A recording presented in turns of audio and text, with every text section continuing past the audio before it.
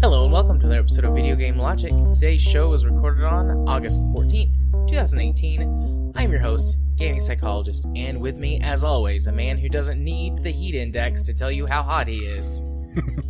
Caffeine Rage. On today's show, we will of course be discussing the games that we played this week. Some companies are once again attacking consumer rights. Bethesda says the situation could be fairly dire if Sony disallows the Elder Scrolls Legends crossplay. Discord is opening its own digital game store. EA creates a, quote, moral compass to prevent Battlefront 2-esque disasters. We'll have our weekly community corner with a suggested topic from Jim on how VR's next generation shows key signs of a maturing market. And we'll also have our Steam weekly discovery queue. Timestamps will be in the show notes following their respective topics. Good evening, Rage. I say once again as if we haven't been talking for like 45 minutes. You're breaking the illusion. Give or take. Yes. We have just now started talking for the first time tonight. Ever. Yes, ever. Those 120 previous episodes were all created by AI algorithms. No, they were procedurally generated by a roguelite. Yes, called Podcasting Buddies. Buy it on Steam for 99 cents. And it does not include a crypto miner at all. Definitely not. It also doesn't include any viruses, and it does include an exe file that works. And definitely does not contain just RPG Maker assets flipped again. No, it definitely does not. Are we cynical about the market or what? No, we are not cynical. Oh, I don't know why I keep doing that little inflection in my voice. It was funny for like 2 seconds, maybe. And then it got old even to me, but I just kept doing it, hoping the joke would get funny again. Also known as most of your jokes. I gave up, though. As also I tend known to as do most of your jokes. Yeah. Yes, indeed. Anyways, hi. How are you? I'm here. I've had my coffee. I'm ready to go tonight. Yeah, me too. I'm not sure it's helping. Although I haven't yawned in like at least 5 minutes. 6 minutes. So we got that going for me. Which is nice. Yeah. I just kind of had one of those days where I was really tired and kind of all day. With or without spinning your office chair?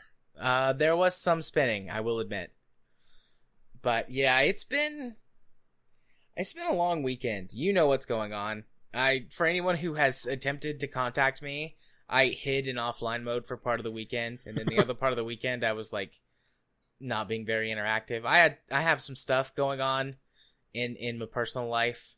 And if anyone wants to know, I don't mind to share, but I'm not going to like blast the whole thing out here on the podcast because it has to do with my extended family, and Katie's side of the family, and I'm going to respect their privacy on the open interwebs.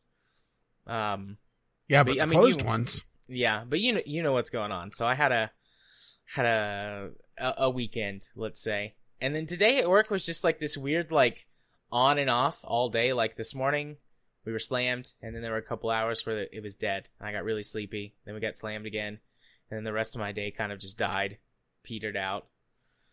So I'm coming into this evening like tired and kind of like but not too tired to say Franken episode?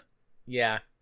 We definitely have the content for another couple of Franken episodes right now, but I'm not too tired. Plus I want to talk about Monster Hunter World, which would be an excellent segue to games we played. Oh, go for it. I'm just gonna go for it.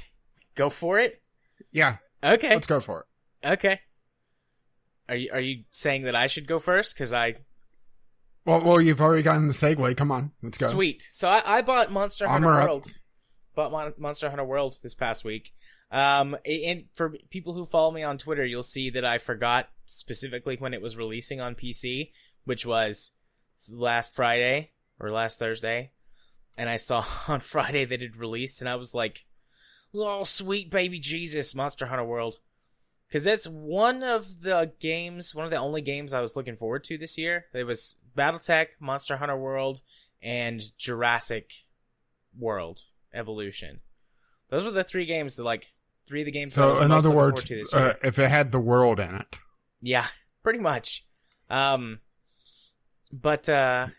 this is the first year in a long time where every game I have been excited for has come out and had decent enough reviews that I bought it. Because I bought Battletech brand new. I guess technically I didn't buy Jurassic Park. My mom bought that for me. Because she was like, I'm yeah, just we looking can at play Jurassic Park together.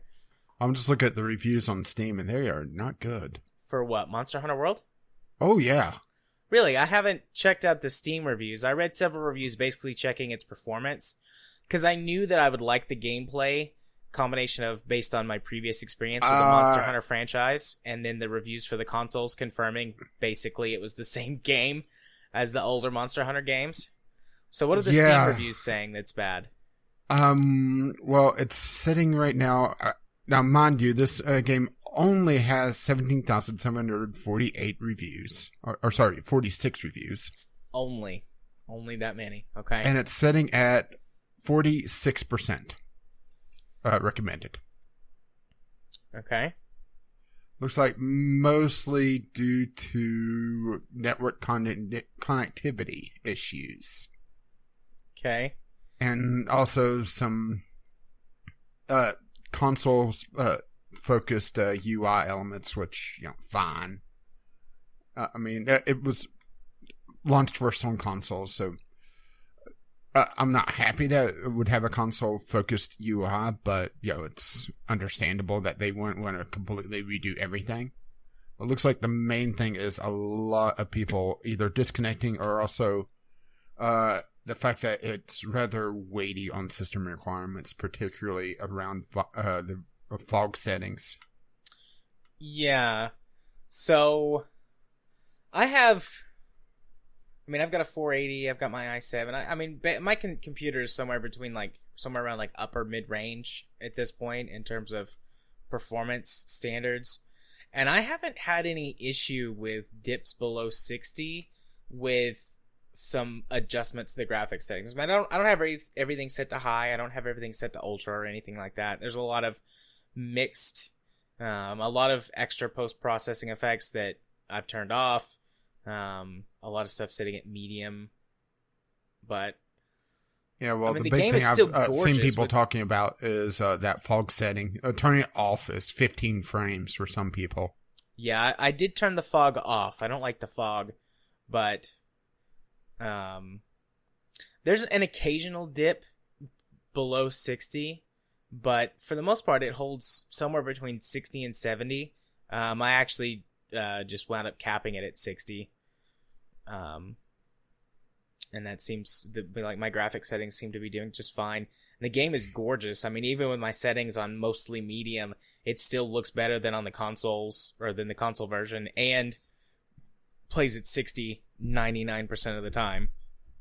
So win-win on that one. Wow, but I can see if people were... Sorry, I was just looking through here and I was looking at the DLC. Have you gotten your free DLC? Yeah. Okay. I have. I'm a little surprised that they have free cosmetic DLC. Yep. I got it. But I've had my settings, like I said, mostly medium. A couple of extra things turned off. That honestly I couldn't tell a real big difference on, but it was eating into my frame rate quite a bit. I might have noticed on higher resolution or something like that, but yeah, 1080, 60, pretty easy to maintain on my system with, roughly medium settings. And the game is gorgeous. Probably the biggest problem is people trying to play this game with keyboard and mouse. It's apparently a shitty port job to try and play it with keyboard and mouse.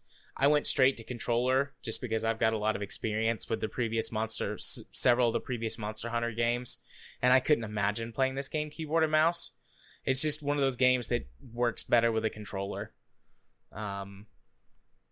But anyways, yeah, Monster Hunter is this interesting thing. Like, I've been familiar with it for a long time. The first Monster Hunter game that I played was I forget exactly what it was. It might have just been like Monster Hunter PSP or something like that.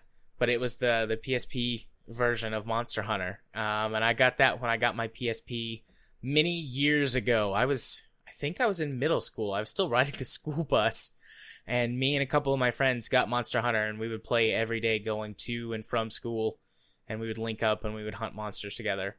And then I've owned a couple of other ones. The last one I owned before this one was Monster Hunter 3 on the Wii U. And I played that game to completion, at least in terms of like the main story, as far as that's concerned. Monster Hunter games have never really been super story heavy. There's like a general story that's like, hey, here's why all these monsters are here and why you're hunting them. And it typically is along the lines of like, you want to be the best, or you're a researcher. The very best. The best that ever was. Or you're a researcher and killing all of these monsters is how you research them, right? Make sense? Okay, sweet. Go do it. And this one is, I mean, that's the story for this one. It's like, oh, there's these monsters and they migrate to this island every so often. So you're going to go hunt them and research them. And like, you do the hunting and you've got like a partner. The Palico. Who's the researcher. No, the Palico is just like your companion that helps you out in combat. You've actually got like a research partner who's called your handler. But I mean, What was Fluffer already taken? I called my Palico Mr. Smithers. But I mean, this game has always been like silly, over the top, B-movie type thing, and that continues with this. Like, it looks pretty good. Well, certain aspects of it look amazing, and certain aspects of it are just kind of like, B-movie stuff. But it's got a lot of, actually, I mean, it's a good example, another good example of a AA game. Because, like, it looks gorgeous. The combat system is incredible, and I'll talk much more about that here in a little bit. But then it's, like, only partially voice acted, and the cutscenes, like, the lip syncing is off. And I could see, like, people being bothered by that sort of thing. Absolutely. Like, I'm not saying that you can't be bothered by that. But to me, it's, like, part of the charm of this series of game, or, this game series, having played it over the course of the last decade or so. Like, haha.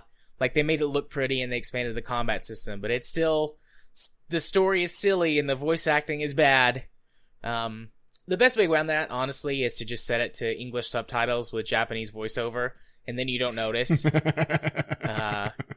But if you do like B-movie sort of AA silliness, do leave the English language on along with the subtitles, and you can laugh at how bad the voice acting is for a little bit before you switch over to Japanese.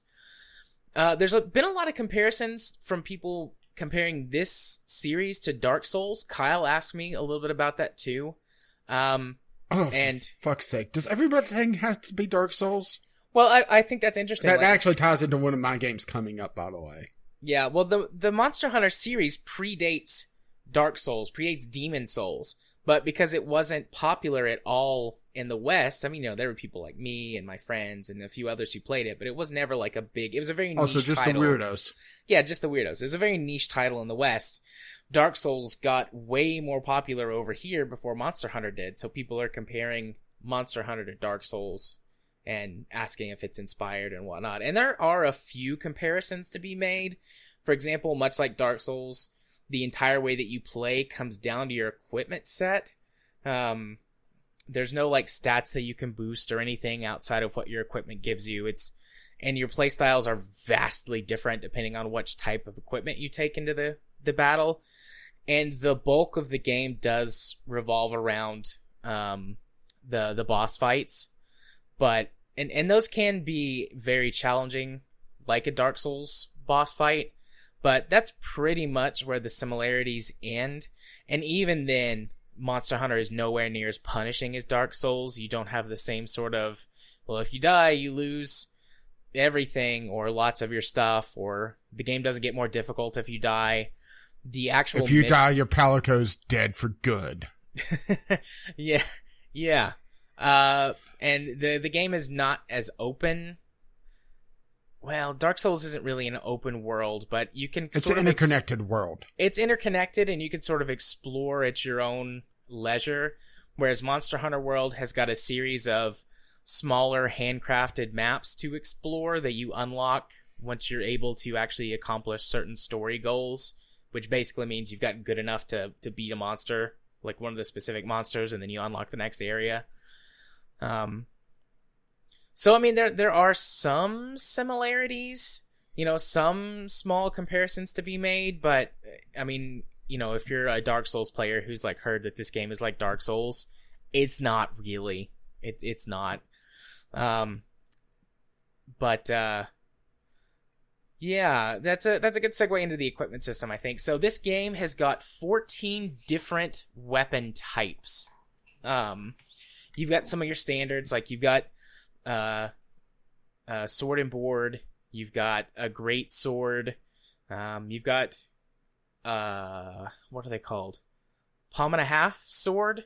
So it's like a long sword, but there's no shield with it. You have born out of wedlock sword?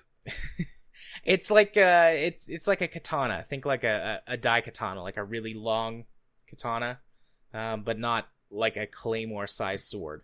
Although the great swords are, I mean, this game is very anime, so a great sword is like 3 times larger than your character and would weigh, 1,000 pounds in the real world and be completely unusable, but because anime, right? So, basically Final Fantasy VII, the Buster Sword. Yeah, actually, that's a really good comparison. Then there's some ranged weapons like a bow and arrow. There's a crossbow. It's called a bow gun, but it's basically a crossbow. And then there's a large bow gun, wrong. Which is kind of like a cannon, like a hand cannon. Well, like a minigun, I guess. A weird anime minigun. But then you've got some odd stuff. So there's a couple of different axes that transform. So there's an axe that transforms into a greatsword. But it's like a smaller greatsword, so it swings a little bit faster and is slightly less powerful. But the whole fighting style for that weapon is comboing axe moves into sword moves and then back into axe moves. Excuse me. Then there's I guess two-handed daggers is a pretty common action game thing, but then there's also an axe and shield, and the shield can be put onto the axe to make it into like a great axe that's twice as powerful but only half as fast. There's a bow staff that you can use, but that has a lot of aerial play, so one of the things that the game encourages you to do with that is to pole vault yourself into the air and then do massive anime combo attacks while you're midair. There's the support weapon is bagpipes, so that's fun.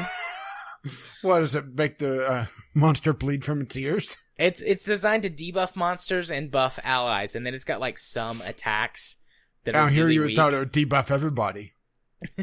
I'm especially a low level bagpipe player. Yeah. Now, whenever you put on the bagpipe, does it come with the kilt, or is that added armor? Oh, that's added armor. There is some armor though that looks like kilts that would work for that look. Now, also, is it plaid? Because it has to be plaid. You can make it plaid, yeah. But I'm trying to think of the other weird weapons. I haven't used all of them, but I've used a lot of them just to test them out. And they are vastly different. Completely different playstyle from weapon to weapon. Even the weapons that are similar, great sword versus long sword, completely different playstyle. All 3 of the ranged weapons, the longbow and then the 2 bow guns, 3 completely different playstyles. sword and board versus like, you know, two daggers, complete, like it's vastly different play styles. And it's a very simple combat system to learn. It's one of those easy to learn, difficult to master type systems. Mm-hmm. And the whole system is broken down between, at least on the Xbox controller, B and Y. And one is one type of attack and the other is another type of attack. And then some of them can be comboed with A, which is like a dodge roll, or right trigger, which can be a block for certain weapons. But right trigger is sort of like the special or the alternate ability for the weapons, except for the bows or the ranged weapons. And then right trigger is just the trigger to shoot. But it's amazing how many different combo combat systems they've been able to seamlessly put onto those three or four buttons. And it's never confusing either. And all of the weapons, like you start with the base level or the base version of all of these weapons. So once the game opens up after the first, 30 minutes, because this is a Japanese action RPG, so you've got 30 minutes of intro cutscenes and dialogue before you actually get to do anything. Oh no, that seems rather short for a Japanese RPG. People say it's like an hour, but it only took me about 30 minutes to get through it all. But well, maybe it's because you turned on the Japanese voice acting. Maybe so. But, you can go in and you can practice with all these weapons. You can try them all out before you go out into the field. And then everything is just upgrades. Like there's two base versions of each weapon. One that you start with that's like a steel weapon, and then one that you can craft or purchase that's a bone weapon. And then you just build them up over time as you go out and hunt monsters and bring back their body parts and, attach them to your weapons to somehow make it completely different and stronger because anime. Mm-hmm. And the same goes for the armor. All of the armor is crafted based on the animal parts that you procure and combine because anime. And they all have, different stats and you can upgrade them. You just get experience that you can use to upgrade your armor whenever you wear it out into the field to complete missions. And there's armor set bonuses. Yeah, because anime. There's armor set bonuses and stuff, but really, you can just pick what you like and the way it looks. And then as far as I can tell, there's there's got to be some limit at some point. But I've got one piece of armor that I really like that's level 20 because I just keep leveling it up because I don't like the look of any of the new armor. And it has competitive or comparative stats to other armor, so you just keep leveling them up. So the game really allows you to just go with whatever you want and customize it to your heart's content. And there's a whole nother deep crafting system that I haven't gotten to in this game that involves, but I have in others, that involves traps and bombs and that you use to lure in the larger and more dangerous animals to hunt, which is really where, this game is extremely enjoyable. If you've never played this type of game before, the first few hours as you're learning the ropes, the creatures that you're fighting are pretty simple. But once you start hunting the higher level monsters like the dragons or the elder beasts or the kraken type monsters or whatever, the really crazy high level monsters, even when you're working together as a team, they can be extremely difficult to take down, and you have to strategize the phases and how you're going to fight them. And you can set up traps in areas that they're likely to go through, set up poisons. This game allows you to sort of ambush creatures, so you can climb on to things and then jump down on top of them and attack. You can essentially rodeo them and attack weak points on their back or the neck, or stab their eyes out, depending on what the creature is and where you're able to land and how long you can stay on, because they're obviously trying to get you off of them. And you collect you track the animals before you attack them and collect research information and signs and data about them so that they're easier for you to hunt. If you just go after one, you can randomly stumble upon them and you can fight them, but eventually if you're winning, they'll try and retreat. And if you haven't actually done any tracking of them before, they'll run away and you won't be able to figure out where they're going. But if you have done tracking, there's levels of tracking, and you have these little what are they? They're firefly type creatures that, I don't know, behave sort of like hound dogs or whatever. And they will track down creatures based on the amount of data you've collected on them. And so, like, if you've got a creature 100%ed, when it runs away, you can just follow the fireflies exactly to where the monster is. But if you've got, only 1 or 2 levels, they might sort of point you in the general direction of where the monster went, and you'll have to track it down a little more naturally, but at least with some help. So that's fun. And also what's fun is if you're in combat with one monster and a bigger, scarier monster shows up, and then you're like, well, fuck this shit, I'm out. Because one of the early game monsters is like a giant lizard, or think like a giant Komodo dragon. And halfway through the first fight I was having with it, this basically T-Rex type monster showed up, and they were like, oh, fuck, run away. They didn't say fuck, but she was like, oh my gosh, it's a whatever monster. Godzilla! I can't remember its name. She's like my handler. She's like, oh my god, you need to run away. You can't fight that. And I'm like, this is part of the mission. This isn't some random thing that just happened. I'm going to stay in the fight. And it ate me. It just was like, and it grabbed me. It did like the whole shake thing like the T-Rex does in Jurassic Park. And it's like, like you're a lawyer. It's like, you fainted. And I'm like, I definitely didn't faint. I just got eaten. But okay, that's what the game's going to do. No. The T-Rex ate your whole and you passed out. And your Palico was having to pick through the droppings to try to find you. Yeah. The Palicos are great. They're, in addition to this game only, like they've been in previous games as like the people that help out around the town and stuff like that, but they've never actually went out into the field with you. And I mean, they're nowhere near as good as having another person to fight the monsters. But what they will do is they'll provide a distraction. And they're adorable. They are adorable. Mine's lime green. Mr. Smithers is lime green because he matches my hair because I'm an anime chick with bright green hair and pigtails and pink eyes. Because, of course. In other words, you do additional damage to the monster's visual sense. Yeah. Yep. And fashion sense. Yep. Now I'm just imagining a monster going, oh, God, you're wearing that out in the field? That's it. Just kill me. Kill me now. But, anyways, the Palicos, they do minimal combat damage, but what they're really good for, the two things they're really good for is providing a distraction, because you can sort of run away, and you can't order them around, but they seem to have a fairly intelligent AI. It's like, if I start running away, he's going to jump in there and try and grab the monster's attention and pull him away. Because if I'm running, that means I either need to sharpen my weapon, heal, or I just need to leg it out of there because I'm about to get eaten. So now I'm just imagining anime chick with a whetstone going, oh God, the sword's dulled again. Why did I buy the cheap one? It looks really silly. It really does. Especially because my primary weapon is the great sword.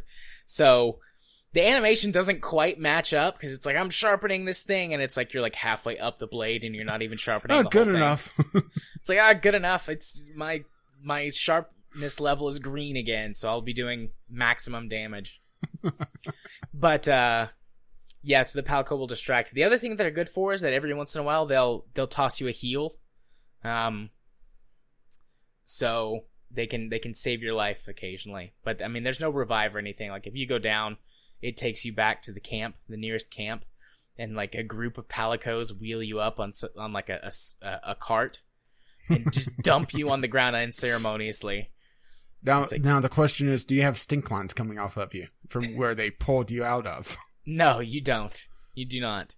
Missed opportunity. That would be funny. It would be funny. But yeah, so those are the Palicos. They also, you can completely customize their equipment, and they can get their own set of extremely cute armor and weapons. Well, multiple sets, not just one set.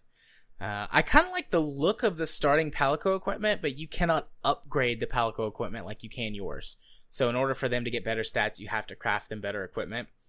But the starting equipment that I picked for my Palico looks kind of like, they've got like little aviator goggles and like a fur-lined leather coat.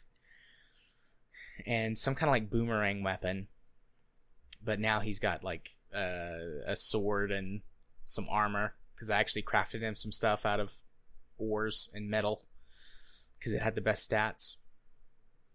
But I'm trying to think if there's anything that I've missed in discussing this. It's a really fun really good game that this one would definitely be better with friends. It's designed to be an MMO of sorts, and a lot more of the systems are geared towards having people to play with than in the previous games, which all the previous games have had some sort of online, or if you go back far enough, LAN play where you can team up and go on hunts with your friends. But this one is geared completely towards it. Like, you're always in a party, and I've been going private matches because I don't want to play with random assholes. I just voice chat off and private games all the way so that nobody can join me.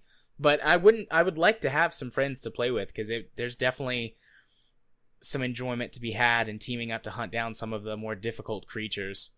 Well, if I was confident my computer would run it, I would be a lot more tempted. But seeing some people complaining about how weighty it is on its system resources, yeah, it's pretty tough. I've got it on my my SSD, my external SSD, which I have now. That's a story for another time, I guess, dear listener. But Rage knows the story of how I put that thing together. So not as good as my internal SSD, but way faster than the drive I use for most of my games, because it's just a hard disk.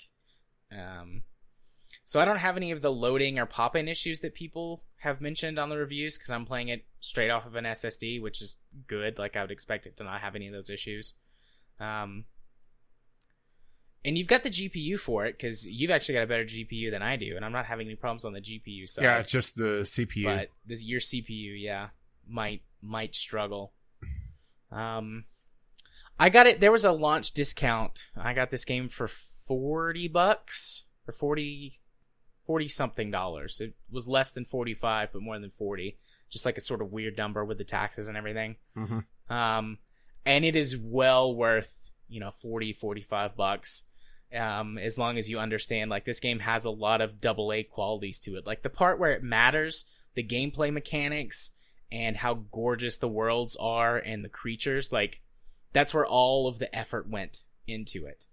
I can't speak to any server issues. I haven't had any, and I've been playing since launch. I mean, I bought it. Yeah, but you're also playing single player, so essentially. Well, I mean, it's still always online. I'm just having private matches. Although, if the issue with connectivity is people are getting dropped from games with their friends, then yeah, that's something I'm not having to deal with. But I mean, the game does have a lot of, B-movie AA quality to it, in terms of, like, the cutscene animations and the voice acting and, some other weird things like that. But it's got it where it counts. And if you're into this type of game, third-person action RPGs, or you've played a Monster Hunter game before and are wondering if this is worth it now that there's one on PC, yes, definitely. Honestly, I would have paid $60 for it. And I think for $60, I would be saying the same things. But if you somehow run up on, like, a sale or a discount or something, definitely worth it. And I'm going to keep playing it. I haven't played it for as much as I intended to. Like I said earlier, weird weekend. Needed a lot more time to just decompress. And Monster Hunter, I am not to the point where I can listen to podcasts and play it at the same time. Although it is a game where that could happen. Especially if you're farming monsters. Yeah, especially if you're just farming. But right now I'm not doing that, so I played a lot of Spin Tires this weekend while listening to podcasts. But Monster Hunter World, good game. B+ game for me, I think. Maybe even up to an A-, because I kind of like the B-movie stuff. I kind of like the silliness of it. But you like the schlocky stuff. I do like the schlocky stuff, but if you don't like that stuff, it's still a solid B+ game from gameplay perspective, or from a gameplay standpoint, and from a graphics standpoint. So those things, good. Recommend from me. What about you? What games have you been playing, buddy? Well, I got 2 for this week. One I just played today. Titan Souls. This was on the Twitch Prime sometime in the last month or two. And, I brought up that, there's this correlation with Dark Souls and everything. And that was mentioned a couple times for this. Even though I would not say Dark Souls for this. I would say Shadow of the Colossus. In both the good and the bad way. For those who've never encountered this game, which honestly, don't blame me on that one. It's kind of a niche game. It's published by Devolver Digital, though. So, that kind of gives you an idea of where we're going with this to begin with. Right. It is essentially a boss rush game where there's not a lot of story, at least in the very beginning. That's where I'm drawing a lot more of the connection with Shadow of the Colossus than I am ever with Dark Souls, where, you wake up and you're on this mysterious mission where you're slaughtering random bosses, and whenever you kill one, everything goes all glowy for a bit. Sound familiar for Shadow of the Colossus? Indeed, exactly. That does sound familiar. Granted, there's no dead chicks, but I only got a little bit into the game. So, the big difference between this and Shadow of the Colossus is just how quickly the fights are over, in both the positive and negative fashions. One hit point. Bosses, usually 2 to 3. And they're all of the Shadow of the Colossus variety of very, very large compared to you. You're just this little tiny guy. This is a 2D boss rush game, so but very tiny, but also weak points, and that's really the only way you're able to do damage to them. I was able to kill the first set of bosses, and then the game started to annoy me. Probably my biggest complaint about this game isn't the fact that it's one hit kill, or the fights are over very quickly. Both the bosses may slaughter you immediately, or you may kill the boss very quickly. It's the downtime in between attempts. I know you never played Super Meat, or I don't think you played Super Meat Boy. Right? I have played Super Meat Boy, but I don't like Super Meat Boy. Well, I'm going to draw the connection to Cuphead. All right. Okay. I like Cuphead. Now, I realize Cuphead isn't exactly a correlation here. Yes? Just keep going. I accidentally launched Monster Hunter. Well, I've bored you that much. But no, fire up my farm bot, so, yeah. We match. We're playing games. No, I closed it. I opened the task manager and closed it. But, okay. The thing with Cuphead, even though it's not quite a correlation because you do have room to screw up, and the fights go a lot longer. Yeah. Whenever you fail, how long does it take to start again? Super Meat Boy? Like, almost immediately. You just press another button, right? And it starts the level over. Yeah. And Cuphead pretty much the same way. Yeah. It's begin, and this has, depending on what boss you're fighting, somewhere between a 10 and I would say upwards of a 30-second recycle to get to the boss again. And with the fights, a couple of the fights, if you don't do the exact right move, the boss will fucking murder you immediately. And it started to get a little old when, lose, walk back 2 or 3 screens, particularly on the last boss I was attempting, which was this mushroom thing that was spinning all sorts of projectiles. And you would have to line up your shot, which the guy in this game is an archer. Once again, kind of drawing the correlation between this and Shadow of the Colossus, where at least in some of the fights, your main weapon was a bow and arrow. In this, you have one shot, all right? Okay. And then you're able to recall your arrow. But while you're doing that, you are standing still and are vulnerable. So, another kind of strike against it where a lot of the fights are very mobility-based. So, if you miss that shot, or it's a boss that requires multiple hits, like, matter of fact, the very first boss that you encounter, assuming that you go into the first door that's available, is this giant slime that's jumping around, and slowly trying to crush you. Well, every time you shoot it, it splits. And eventually you just have to shoot it enough times. This is actually one of the bosses that has the most health, and sarcasm quotes, to expose its brain, and then you shoot its brain and you kill it. Well, every time you shoot it, you have to roll away, run away, and then recall your arrow back to you to be able to shoot again. And also, while you're trying to shoot, you're also doing this charge-up move. It's a very, very jank system on top of what should be a more... Well, I shouldn't say should be. On top of what is a more mobility-focused game. Particularly with some of the later boss fights and some of the ones I've seen just on the Twitch desktop app where they show some screenshots of the game, and some of them just look fucking brutal with some of the projectiles. It's just a very, very odd design choice on top of the long reset time. And I realized 10 to 15 seconds for the first set. Then the second set of monsters is upwards of 30 seconds because it goes through this puzzle sequence where you have to figure out the ways to go on different screens. For example, to get to the boss, you would have to go, you go into the forest, then you have to go go east one screen, go south one screen, go west one screen, go north one screen. Then you go north again, and then you enter a cave. That's not the exact sequence, but it gives you an idea. And all of those have screen transitions on top of starting the fight. It was just such an irritating thing. Right. And I should say that I've enjoyed boss rush games in the past. I mean, I've enjoyed Cuphead. I enjoyed Super Meat Boy, even though I realize that's not exactly the same thing. They are difficult games, but they have a very quick reset timer. And if you're going to do a one-hit kill, you pretty much have to have a quick reset.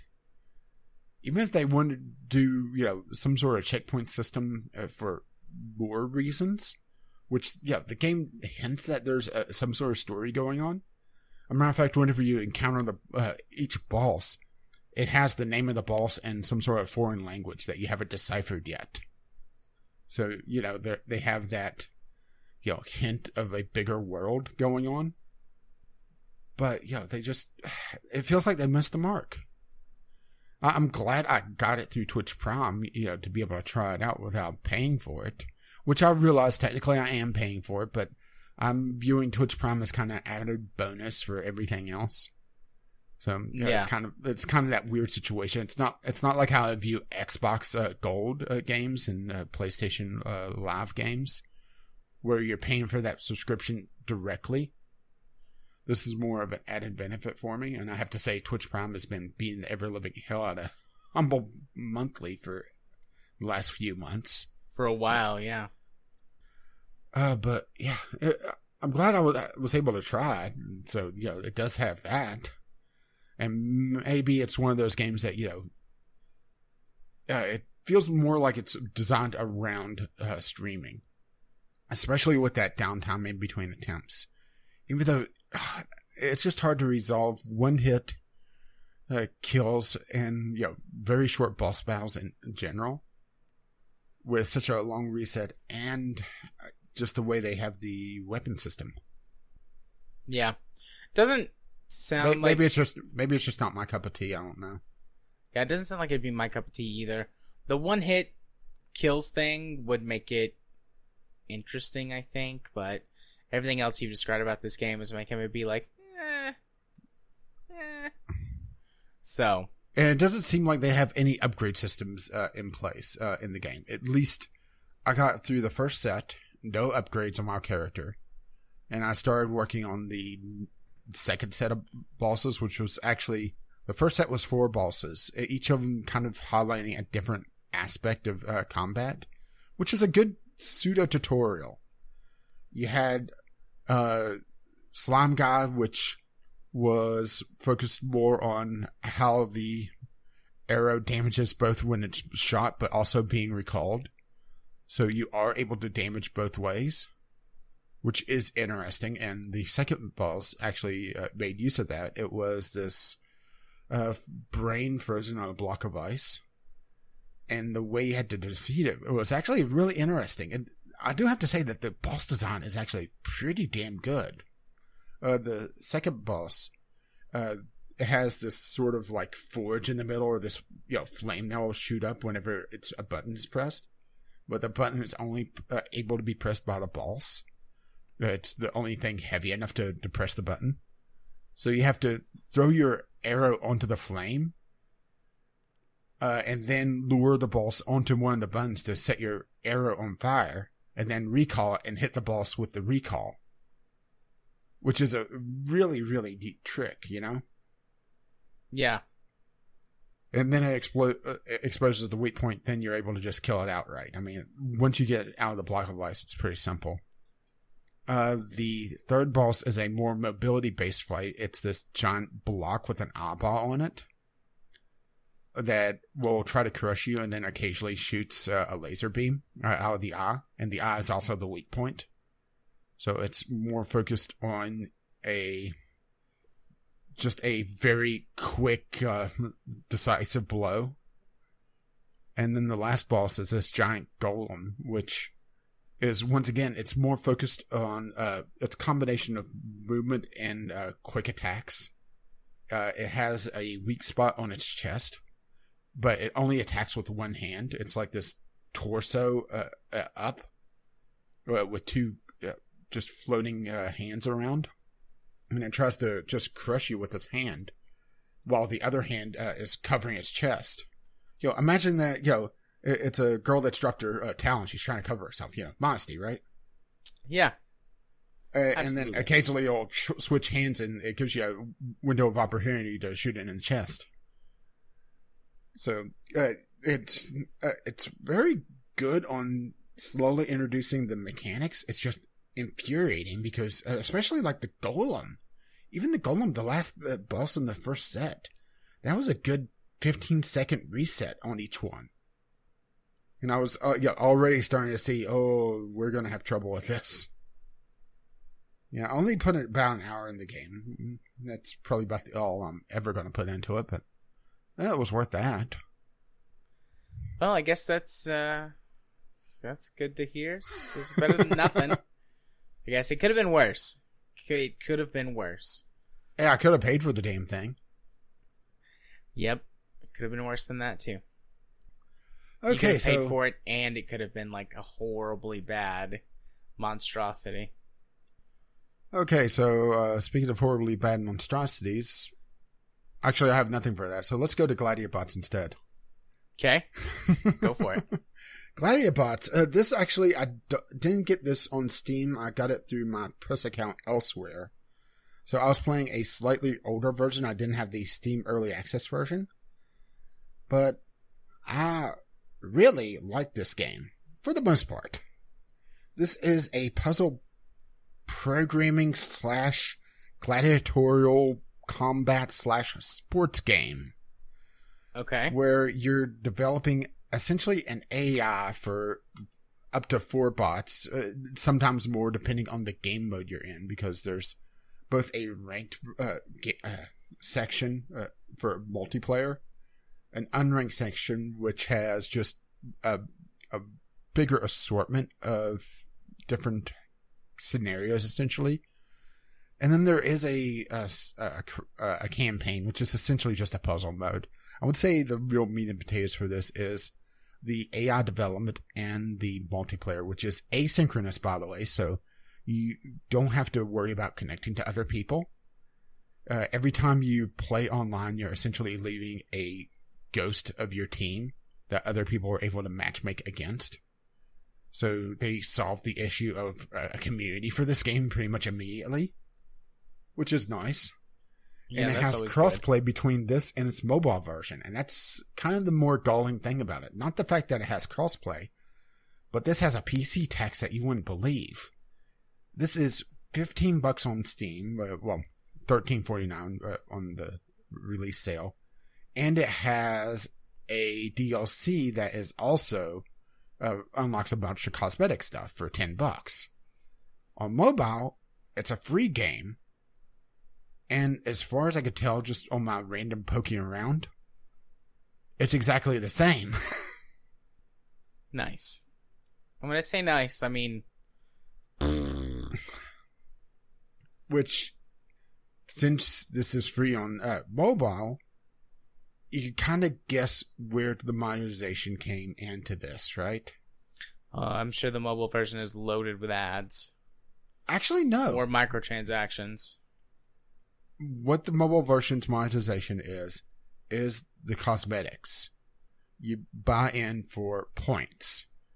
Cosmetic unlock points. And each cosmetic thing for all the bots is a certain amount of points. And they're essentially just paint jobs, at least for now. Well, they're fucking expensive. Alright? I put about 4 or 5 hours in this game, and that's mostly playing on the multiplayer, actually, just playing the different ranked and unranked modes. And I got enough points to unlock 2 colors out of, I want to say, 10 or 15 on one section of the bot. Each of the bots has 4 different colorable sections, and each color is independently unlocked. So it is a huge fucking grind if you want to have your bots be anything except black or gray or white. Or have more than one color on your bots. You can have it in any color as long as it's black. Thank you, Henry Ford. Yeah, I think I would take that approach to that. Yeah, it's rather galling that there's no incentive to buy it on PC unless you want to throw in another $10, which at that point, you're looking at a $25 puzzle programming game. It's just, it irritated me. Yeah. But outside of that, outside of the monetization and the PC tax, it's actually a pretty solid little title. Each of the bots has their own, you would have to actually go to the Steam store to really get a good idea of this. Essentially a programming tree. And it's all based on simple commands with modifiers on them. So you're able to build out a tree to essentially have a hierarchy of commands that the bots follow. So, for example, the first command on pretty much all my bots is if the bot's shield drops below a certain percentage, it starts to back away from enemies. Now, all the commands are followed from left to right and then in a descending order. So you're able to do a lot with the different commands. There's commands for targeting specific classes of bots. There's commands for going after the resources, which is essentially capture the flag. And each of the bots, well, I should have said, has a shield and also a pure HP pool. Shields recharge, HP does not. And there's no healer class, at least yet. So you're able to kind of customize what you want to do and also try to devise different strategies. Like, for example, my sniper, which is one of the unique classes, which thankfully isn't an unlock. You're able to have one of each of the specializations, and there's 3 specialization classes in the general assault class. My sniper, for example, for the first 3 minutes of the game, will just try to shoot whoever has the lowest shield to try to do health damage. There's no shield gaining on this, so if the shield doesn't take the full hit, it goes directly to the health. But in the last 2 minutes of the game, it starts to hunt down for anyone that starts picking up resource caches to try to prevent the enemy from scoring more points to win. Okay. And this is just a very simple AI. Some of the example AIs just on the Steam store page is just obscene. And I'm not sure just how complex the actual competitors are because you don't really see what they're doing. You're able to see their current command, but that's it. You don't see their actual AI. which is a little troublesome to try to figure out exactly how to alter your AI. This is more of a game for a tinkerer. Sit down, build an AI, throw it out online, see how it reacts. Oh, it's doing this and I didn't expect it to, or it's encountering this particular behavior that it can't respond to. Go back to the drawing board, tinker around with it some more, change your team composition some, send it back out, mess with it some more. So maybe the grind on the customization isn't so bad, but, it's still a little galling whenever, I got about 3,000 or 4,000 unlock points in 4 hours of gameplay. Some of the random color schemes that you just, are able to pick up or have the game give you as, an idea of, how you customize your bot is in the 20 to 27,000 range. Thankfully, so a lot of grinding. Yeah, a lot of grinding. You've already said that, but yeah, you just re-emphasize that point. Yeah, and something else that kind of, ground my gears is the randomness of the arenas. Some of the arenas are very, very favorable to certain strategies. For example, some arenas may have all the resources be close to your own side, split between the two teams. So it really favors a team that goes after resources and tries to ignore the enemy team as long as possible, while others require the two teams to essentially pass one another to score points.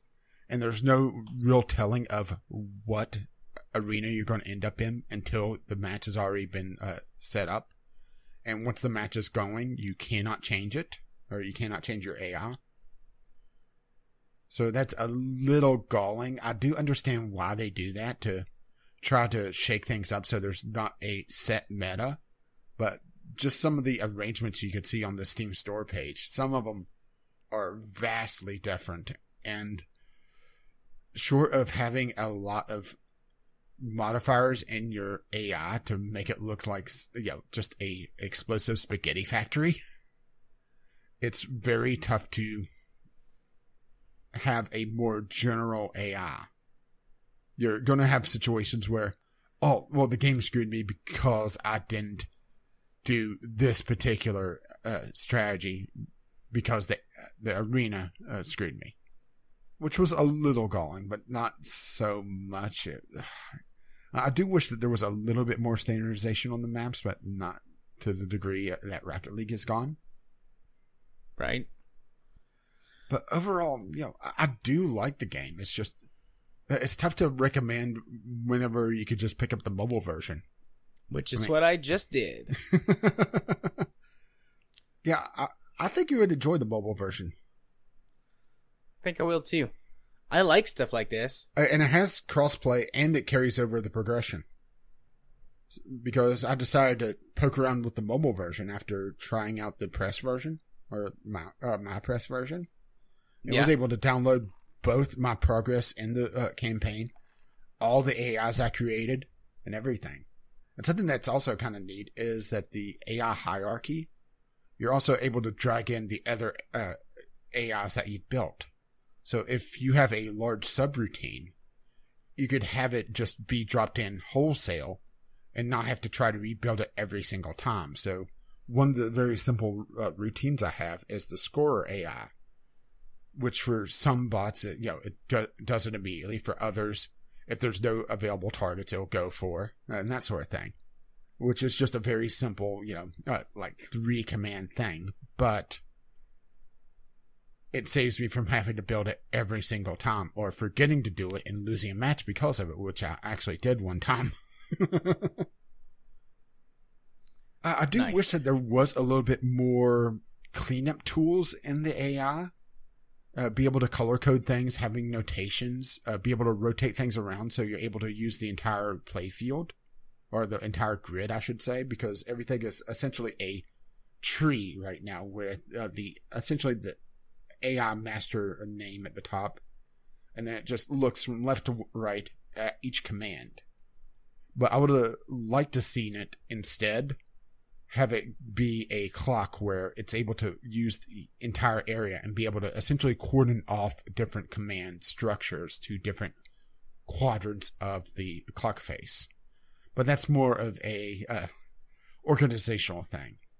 I think the big thing would be, color coding and proper notation, which is kind of not quite necessary because you could do these subroutines, but some of them, if you don't use them for everything, it starts to, or if you don't constantly use the same AI subroutines, it starts to mess up and clutter your overall AI list, which makes quickly editing your bots and swapping out their master AIs a little bit more cumbersome. But overall, it's a fun title. It's just a hell of a grind. And I will say that, I don't think that there, at least right now, is a strong meta. If you do this, you win so much of the time. Because I was toying around online and I saw some very, very diverse team compositions. I saw some that were built around just 4 assault classes, the basic classes, and have essentially one trying to run distraction while the other 3 scored. I saw some that relied on a shotgunner to try to flank and get a couple easy kills, which the shotgunner at short range, as you may imagine, is just devastating. I saw some that were similar to mine that tried to essentially just pick off weak targets by focus fire. So I do think that there's a lot of flexibility here. And it is very impressive just how powerful the AI creation tool is already. And the fact that the roadmap is talking about adding more commands and being able to refine it a bit more shows that there is a lot of promise here. It's just if they can continue it, because, it is early access, and that's always, a giant red flag for especially a new developer. Yeah. Well, I mean, it sounded good enough that I downloaded the mobile version, so I'm willing to give that a shot. Yeah, and as far as I could tell, at least based on the alpha version that I had access to, which the one on Steam Early Access is a beta version that's just one ahead of it, but I was able to tell that much of a difference between the changelog. I wasn't able to really pick up any major changes, but, I have hit mobile games in the past that didn't have ads and then later on added them. So, it's tough to say that, by the time you listen to this, there won't be ads.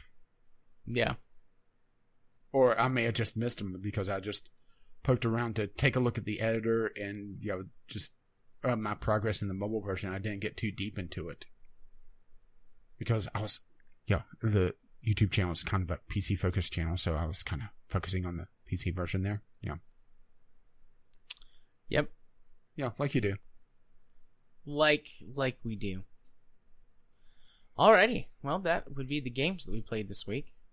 We managed to stretch 3 games into an hour.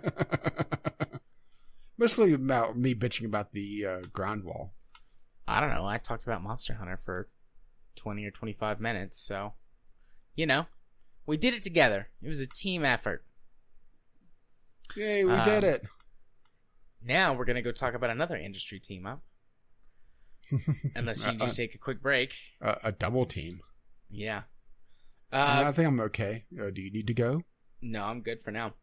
Alrighty. Companies are once again attacking consumer rights. We've got a double team from Nintendo and Bethesda doing bad things. We'll just say as a general industry split roast. Yeah. But you said you want to start with Nintendo, and that works for the flow of our future news topics. So yeah, let's go ahead and dive into what the Nintendo is doing. Yeah. I don't know why I said it that way. The Nintendo. Like an old man all of a sudden. Kids these days with their Nintendos. Now turn off the Nintendo. It's a Genesis. It's not even made by Nintendo. But yeah, the PC World article, which we'll get to why that is on PC World. Nintendo's ridiculous war on ROMs threatens gaming history. And this is tied into also Emu Paradise shutting down, or not shutting down completely, but pulling their ROM catalog. And it just essentially just comes back to Nintendo being Nintendo. And Nintendo not being as family friendly, or I should say consumer friendly, as their reputation would have. Oh. It's a very irritating thing to me, particularly because I have the history with these older console titles, because I'm old. Yeah. Where emulation is viewed as piracy, which technically it is. It definitely is for a Nintendo product, because Nintendo is constantly reselling the same couple dozen games, it seems. But at the same time, it's preservation of gaming history. There's no easy way to play some of these old Nintendo games, these old Super Nintendo games. Hell, even coming up to, the PlayStation and PlayStation 2 era, where, emulation is still pretty solid for the most part. It's just right where the PlayStation 3 jumps in, you're still getting a little shaky stuff. There's no easy way to play some of these games, and even getting the physical versions is damn near impossible for some of them. And that's assuming, of course, that it was a game that was popular enough to, have people remember it. Yeah. Yeah, I've played plenty of these titles too, though. I mean, there are many more that I have not played, just because, well, I'm younger. Damn kid. But I mean, I did grow up playing a lot of. I mean, we had a Super Nintendo, we had an original NES, so I played a lot of these games as a kid alongside my N64 and my PS1. I never really played very many Sega games. We were a Nintendo household instead of a Sega one, but I've also played my fair share of emulated titles as well, particularly I've emulated a lot of the Donkey Kong games from the SNES era, several of the older Mario games just to play them. I emulated and played through Castlevania, the original Castlevania, a couple of years ago. Mm-hmm. So there's yeah, it's easier. It's difficult. I mean, it's not impossible, but the farther out we get from that time frame, the more difficult it is to obtain these games any other way. Some of them will have been released as bundles. Some of them are available on the Nintendo eShop. Yeah, but some of them are fucking expensive, even on the eShop for what they are. They are. And that's most not, of them are. And that's not even including, whenever Nintendo bundles some of these. But like I said, it's the same few every time. What if you wanted a more niche title? What if you wanted to, go back to some of the more jank titles? Or what if you had an experience with, this one oddball title that you just don't see anywhere? You're kind of shit out of luck then. Yeah, aside from tracking down a potentially extremely rare and extremely expensive original copy, emulation is your best bet to be able to play that game again. And this applies to more modern titles as well. Yeah, a lot of games from the PS2.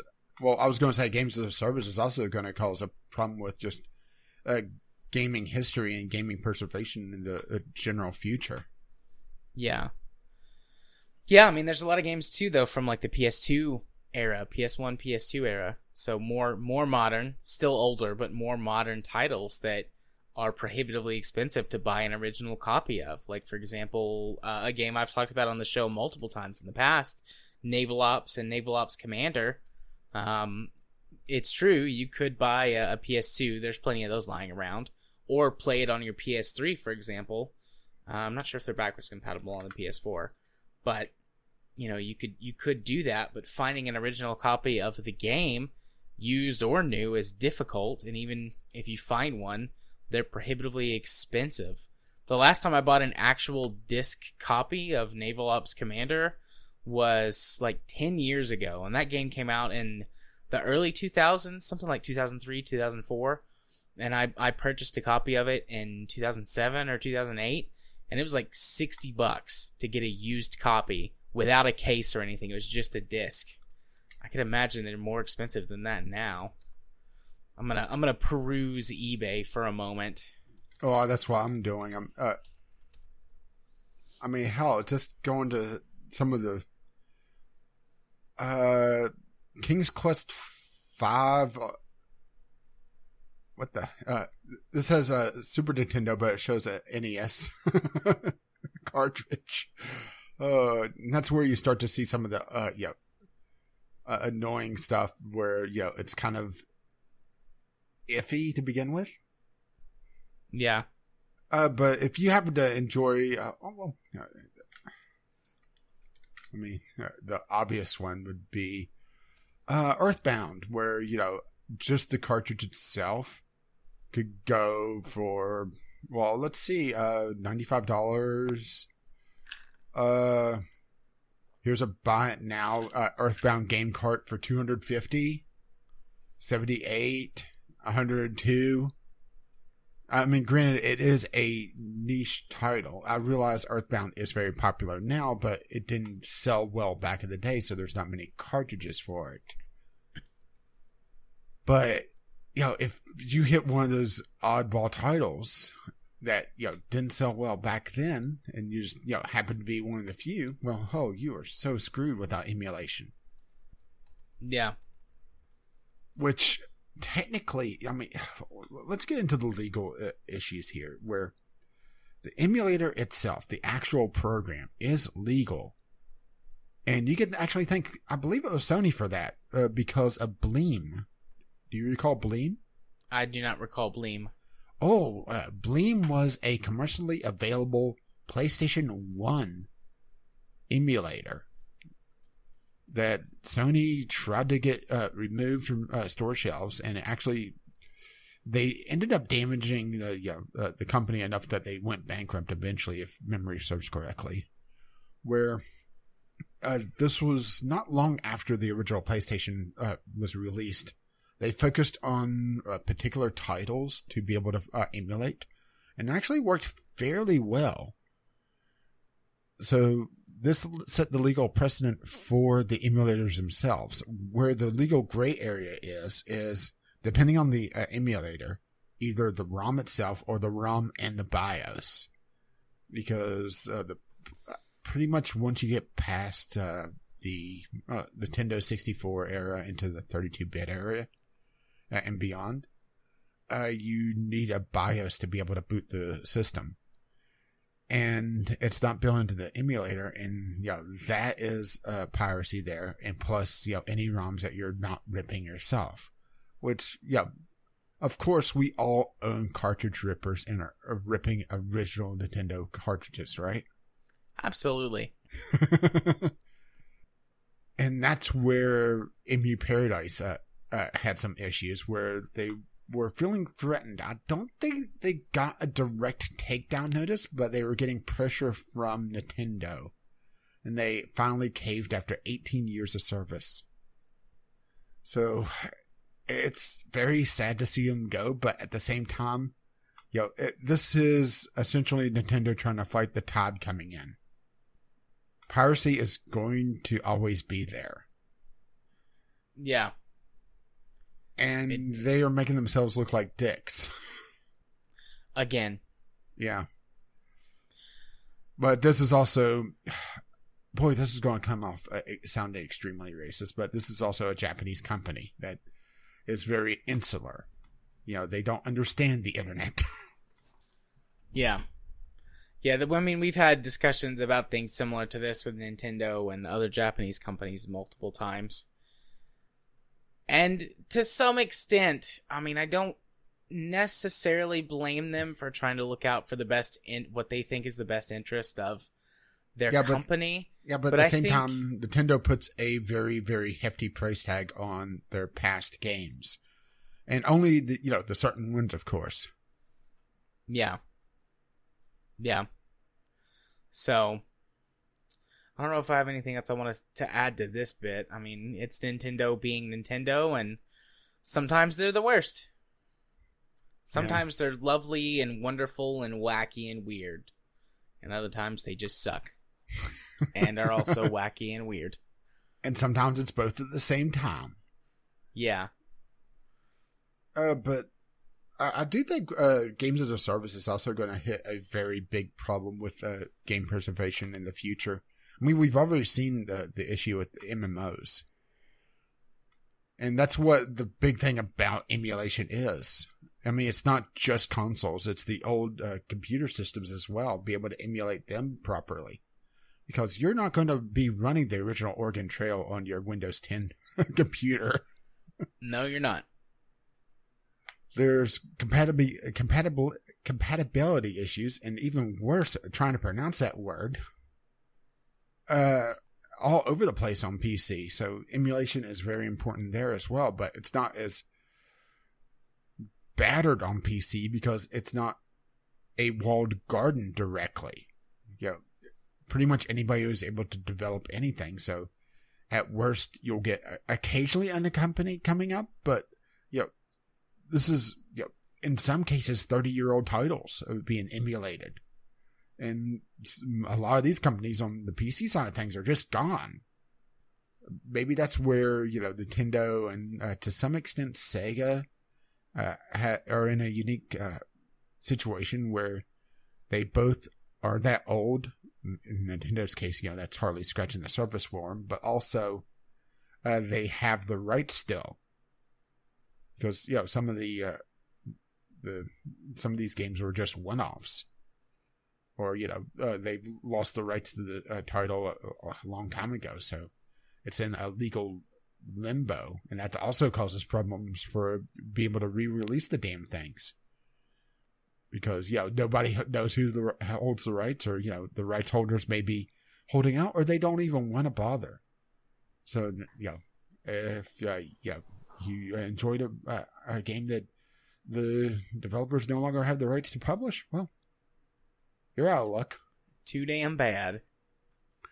But it's a good thing that you're able to just buy a used version of the game and not have to worry about this emulation problem. Oh, wait. Well, buying the game's not the problem. Selling it's the problem, according to Bethesda. Well, to be fair, to buy it, you have to have a seller. That's true. That's true, but if you're the one who's buying it, you're, at least for now, not the one who's on the hook for the legal ramifications. Bethesda threatened a seller, a game seller, a person who wanted to sell their game. With that typically is what a game seller is, a person who wants to sell a game. It just reads weird, because the person was just a dude, like me or you, selling his copy of Evil Within 2? Is that the right game? Honestly, it doesn't matter, really. Yeah, it's selling it on the Amazon Marketplace as new because it was still wrapped, I believe, was the problem. And this is such a weird thing in general, not just because this guy is getting smacked around for selling a closed copy, but also that this isn't Bethesda directly. This is a law firm working on behalf of Bethesda, so this may not even be Bethesda directly. This may be just lawyers being lawyers. And I haven't seen anything confirming or denying that on the very beginning of it.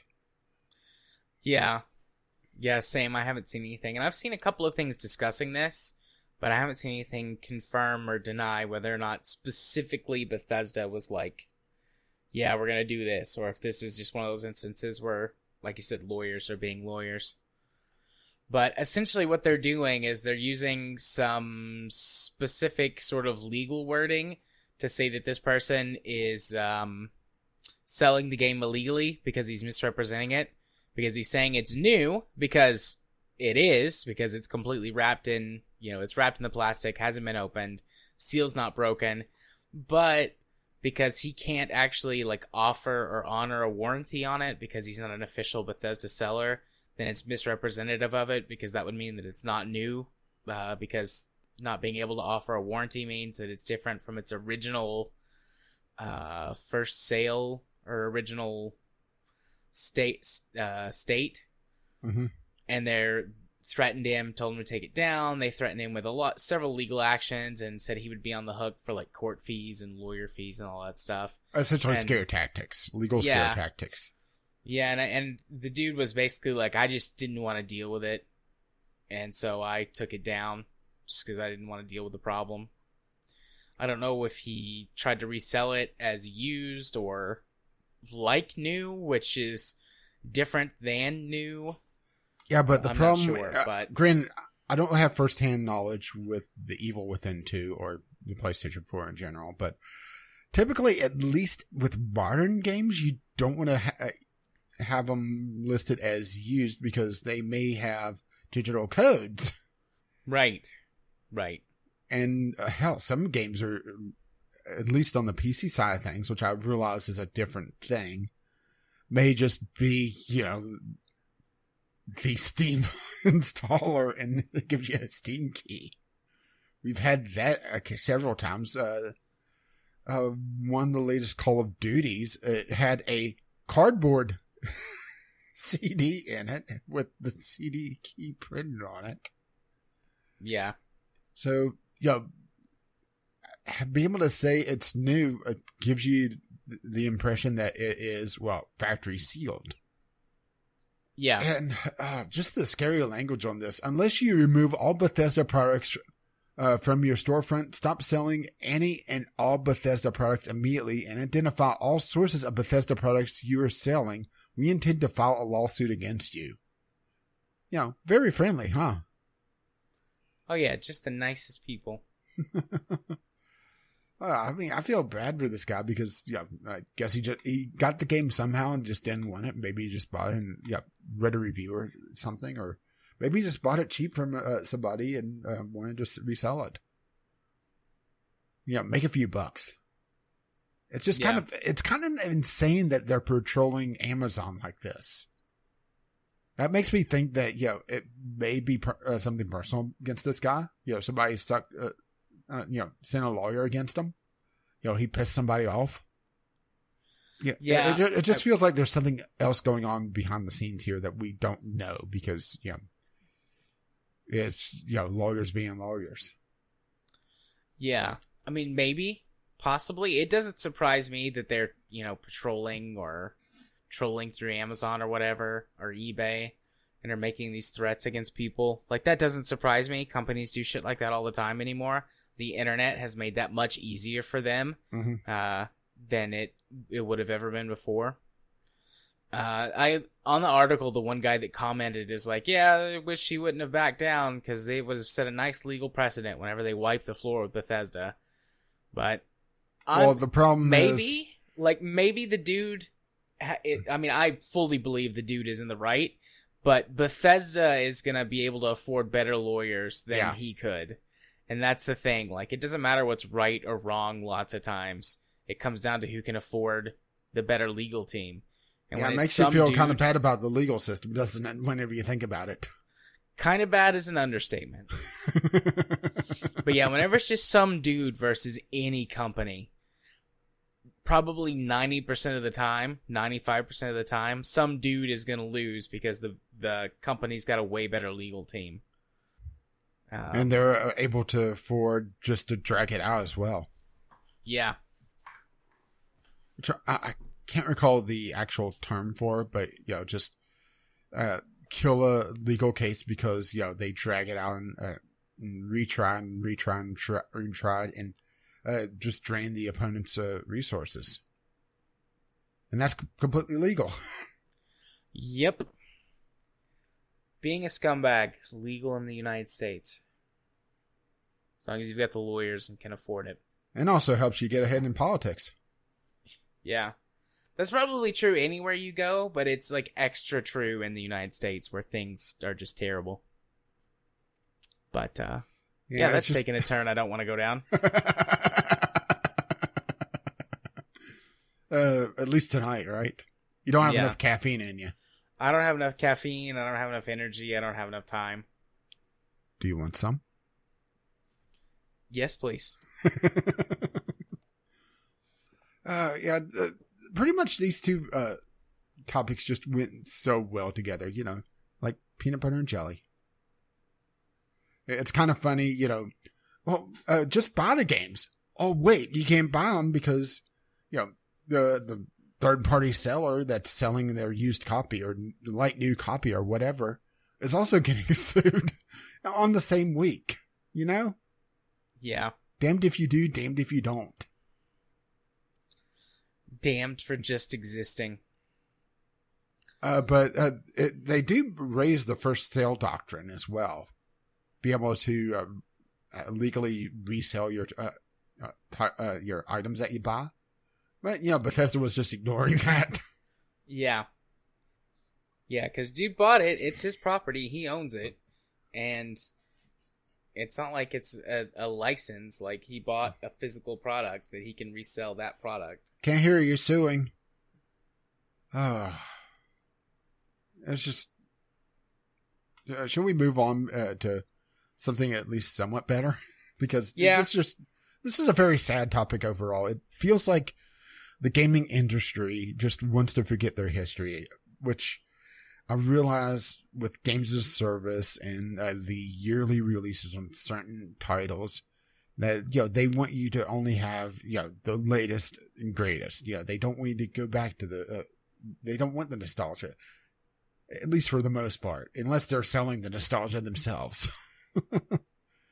I saw you know, just one of the meme comics going around, you know, the dog holding the thing, and it was listed at Nintendo Retro Games. Remember? And the guy tries to grab it. No play, just remember. That feels about right. Oh. All right, but yeah, we can move on to another news article involving Bethesda. Bethesda says situation could be, quote, fairly dire if Sony disallows the Elder Scrolls Legends crossplay. Yeah, now swinging back on the positive side for Bethesda, them trying to play hardball with Sony. Yeah, so Bethesda wants there to be crossplay between the PlayStation platform and the other platforms that Elder Scrolls Legends is on, which, in case you don't know or don't remember, is the Elder Scrolls CCG, which is pretty fun. Never got around to trying, and I think I'm burned down on CCGs. Yeah, it's got some different aspects from, you know, Hearthstone. It's got lanes that you play down in, so there's a little more strategy involved of where do you put stuff. You know, you have to defend two sides. It feels a little bit more like Magic, honestly, than Hearthstone. They have interrupts and things like that, which don't exist in Hearthstone, so it's a lot more strategic as opposed to just being, you know, random. It's a lot harder to draw one card and be like, oh, I win. Sweet, this is it, I win. Yeah, which Hearthstone seems to constantly be introducing new I win cards. Yeah. Yeah, that they have one in the latest expansion that if you play it very last and you have nothing else on the board and, you know, nothing in your hand or deck, you win. Yeah, I haven't played Hearthstone in, I think, 2 years. I think about the same. I was playing just the Tavern Brawls, and they started doing the Tavern Brawls where you had to construct the decks, and I didn't have the cards, and because I was only playing the Tavern Brawls, I only had the classic set, essentially. Yeah. And I was a little too attached to my kidney to be able to catch up. Yeah, Elder Scrolls Legends basically needs this crossplay to be able to survive. It's on Steam, it's on Bethesda's own game launcher, it's on mobile devices, which I would say is probably where it has the most life. But on Steam, for example, there's a all-time peak of 8,781 players. So it's got probably a fairly small community. I would say overall, all platforms combined, my best guess would be a couple 100,000 total, which sounds like a ton, but obviously they're not all playing at the same time, if it's even that high. I mean, the 24-hour peak is 1,800. I mean, that's not bad, especially if, you know, with crossplay. Right, but without the crossplay, some of these communities, particularly, I would say the console market for these games, the Xbox version, I don't know if it's going to be on Switch at any point in time. I believe it is, actually. Oh, is it? Okay. But, without crossplay, those platforms in particular would wind up probably pretty isolated with a much smaller community. And PlayStation, being the largest console player, or the largest, the most selling console of this generation, would have probably a pretty decent audience to potentially contribute to that. But again, they could still wind up completely isolated on that platform. So I'm glad that Bethesda's trying to play hardball on this one. I think it's interesting that they chose Elder Scrolls Legends to sort of draw a line in the sand as opposed to Fallout 76. But I think I understand. I think I understand why they want to do Elder Scrolls Legends over Fallout 76. Is that they're able to try to open up to all the other platforms and not just the other consoles. It makes it a lot more impactful. Because if you try to do crossplay between PlayStation 4 and PC with Fallout 76, well, that's stupid. Yeah. It's a first-person shooter. On top of that, I would say that the market for Fallout 76 is going to have a lot more players, a lot larger player base than Elder Scrolls Legends does or will have at any point in the future. So crossplay would be less necessary because the population playing the game would be a lot higher on the platform. So you run into that issue less about isolation and a small, aggravating player base. Mm-hmm. And they pretty much say, but for Legends, it's absolutely critical. Both crossplay, which is how Legends works right now with every other device. You're playing against somebody who could be on any device, and more importantly, cross-platform progression, which means no matter what you do on any platform, you load up the game, and so long as you're logged in, here's your progression, and here's everything that you've had, including everything you were doing. So they view it as a lot more important for the crossplay in this than Fallout 76. And it does keep the matchmaking a lot more fluid, because that's just player numbers, raw player numbers is what really fuels matchmaking. I mean, you can have the best matchmaker in the world, but if you only have a few dozen players, it's not going to work. Yeah. Definitely would not work. Now, the question is, if Sony sticks to their guns, which honestly, I don't expect them to change, just for Bethesda or, just for a card game. Do you think they would cancel the PlayStation 4 version? Yes, I think they would. And I think they should. Because this is... Actually, now that I think about it, it's a really clever move. So crossplay is much more important to... card game than it is than Fallout 76. Right, but it's a small enough title that it would not be a big loss for them to not put it on the PlayStation platform. So I think that they actually, on second thought, are drawing the line in the sand at the perfect place. Mm-hmm. They know exactly where they needed to put pressure. And I'm just looking at the PlayStation, or not the PlayStation, but the Steam charts for Elder Scrolls Legend. And, their player numbers have dwindled quite a bit over the last few months. So, this is also free publicity for them on the other platforms if they have to pull the PlayStation version. Yeah. I mean, it's win-win. Win? Yeah, win-win-win. All the way around. Winners all around, except for Sony. Yeah. I don't, I think that solves it, actually. Yeah. I think we did a good job. High five us. Woo! Did you just high-five yourself? Yeah, I did. Right next to the mic, so it makes a funny sound. Oh, don't worry. Your mic always picks up funny sounds. It does indeed. It does indeed. Something else that's a little funny, but in a good way, I think. Discord is opening its own digital game store. Hey, another game store. Indeed. Although, I'm going to jump to my favorite part about this.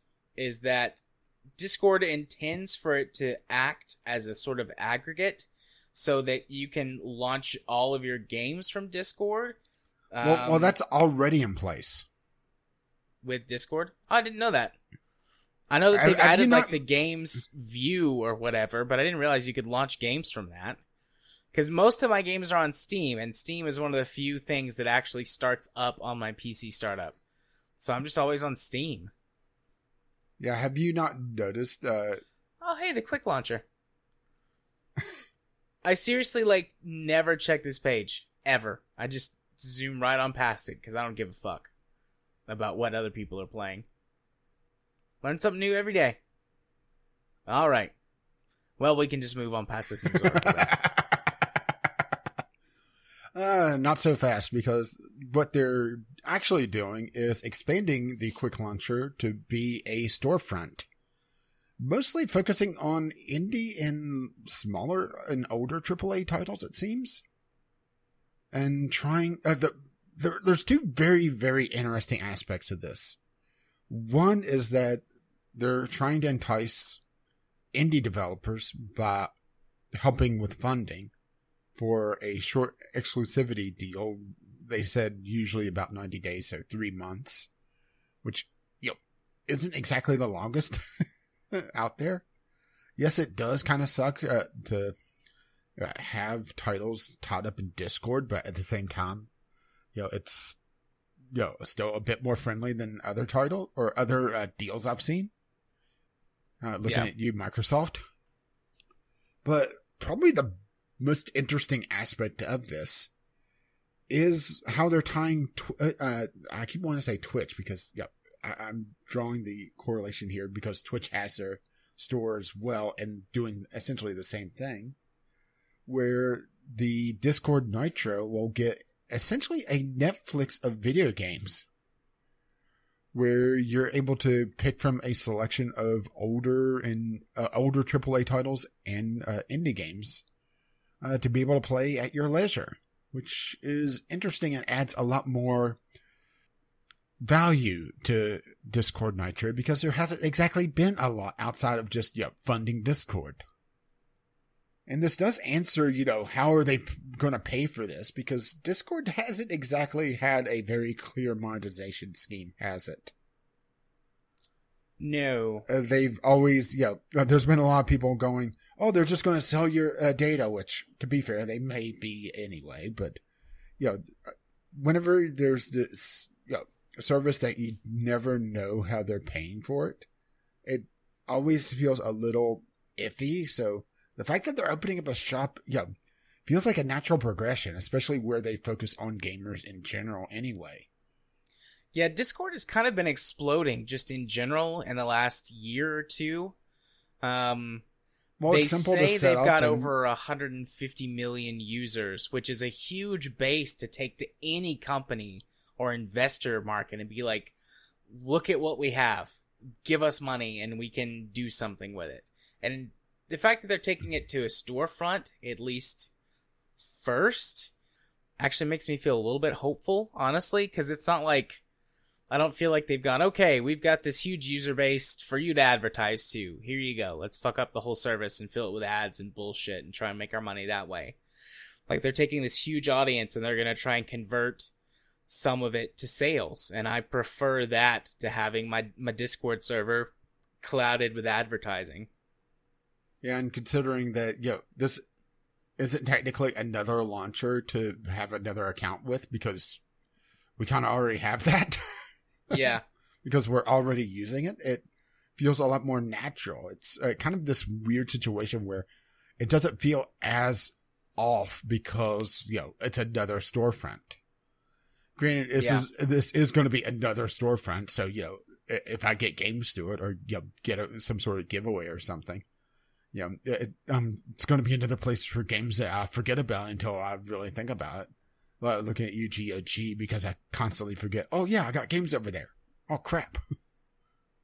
It does feel very natural though, and I think this, could be solving the problem of Discord's monetization. The mystery of it, I should say.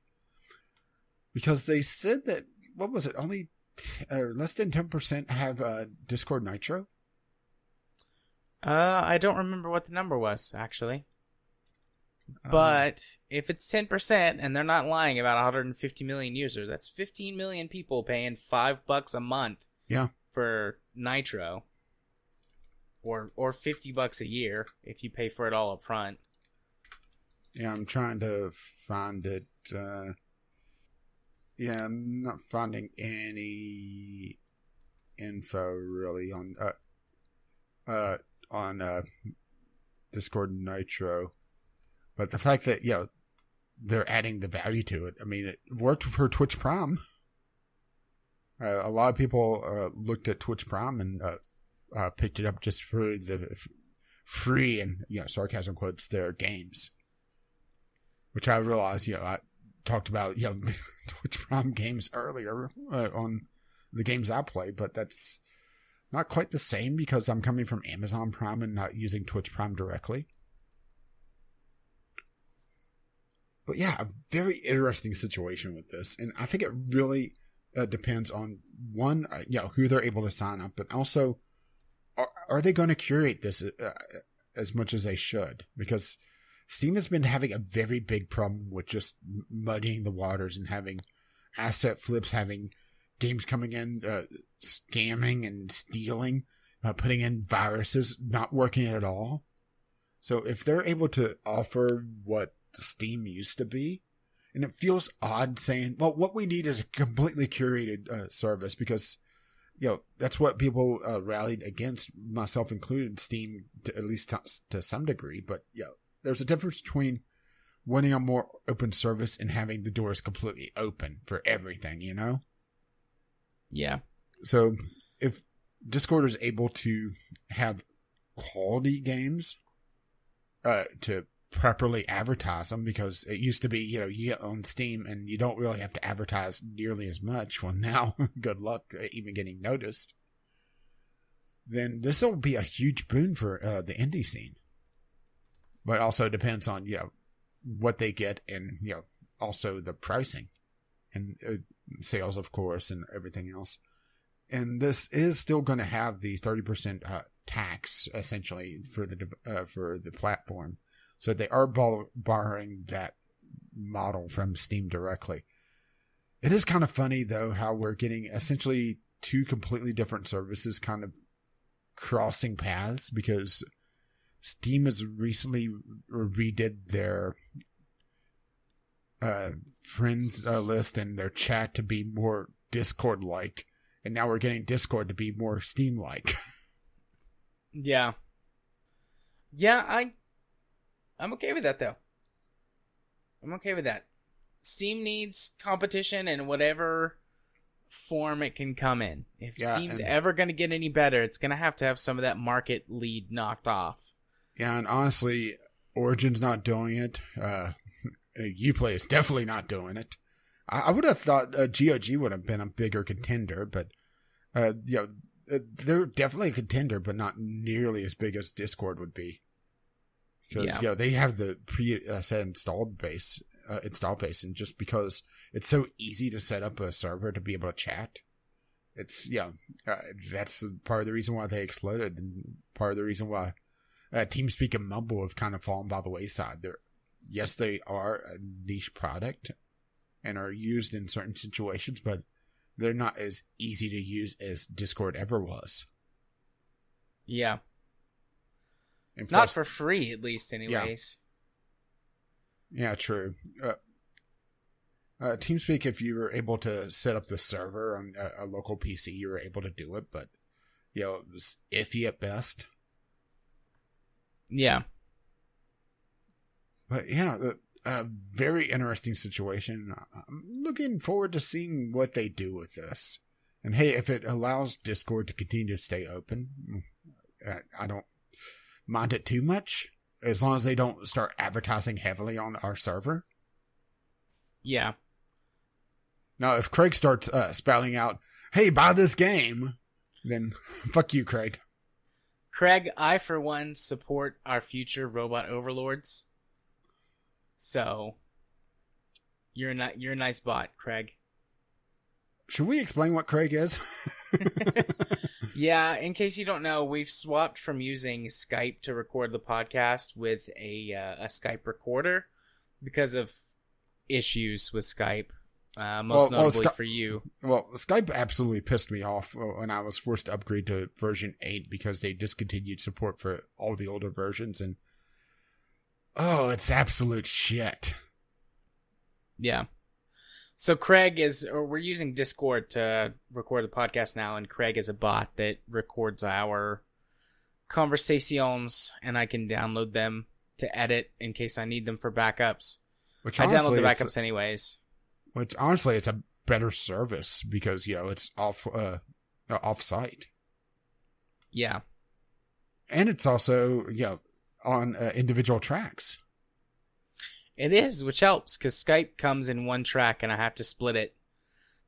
Basically, using the Skype recorder, you're on the left channel, and I'm on the right channel in a stereo track, and I have to split the tracks. Yeah, and this is a hell of a lot better quality. So, my issues with Skype actually turned out to be positive in general. Indeed. But we are completely off topic. And we're talking inside baseball. Yes, we are. So, does that cover it for Discord? I think so. It's an interesting thing. I think the biggest thing is them funding the indies and also, putting more value on Discord Nitro because they didn't really have to do that. Yeah. I think it would have probably annoyed people if they didn't offer something, but the fact that they're being that generous, at least based on the articles that we have, is very, very positive. And I think they've took some of the best parts of Twitch Prime. They took looks at what Steam has done wrong in the past, couple of years, which is quite a lot, actually. And are trying to avoid the trappings of Uplay and Origin. So, yeah, it's a very, very interesting situation for this. So, something else that's very interesting? Yes, indeed. EA creates, quote, Mortal Compass, end quote, to prevent Battlefront 2-esque disasters in the future. Oh, this is mostly just a point and laugh topic that they have to have a moral compass created so they aren't absolute dick bags.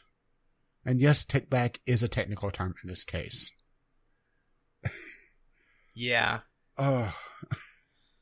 I mean, we'll see if it actually does anything. I don't believe anything that they say. So in my head, I'm just thinking, okay, well, this is a PR stunt. Oh, won't definitely. Actually change anything. Yeah, because if they make the moral compass committee or whatever it is, it has to, have some influence on the company. And having a moral compass, well, one thing it does, it bites into your profits because you're not trying to screw people over. If you don't have any morals and you just, steal and be an absolute jerk to people, yes, it doesn't make you fans, but it also makes you a shitload of money because you don't have any scruples about doing certain things. Having a moral compass would keep you from tying your entire progression system to loot boxes and then selling said loot boxes. Yeah. So this moral compass is going to come to their profits. And there's this thing with the games industry, particularly with the AAAs, where they have to have all the money ever. Yeah, we can't just have some of the money or lots of the money or even most of the money.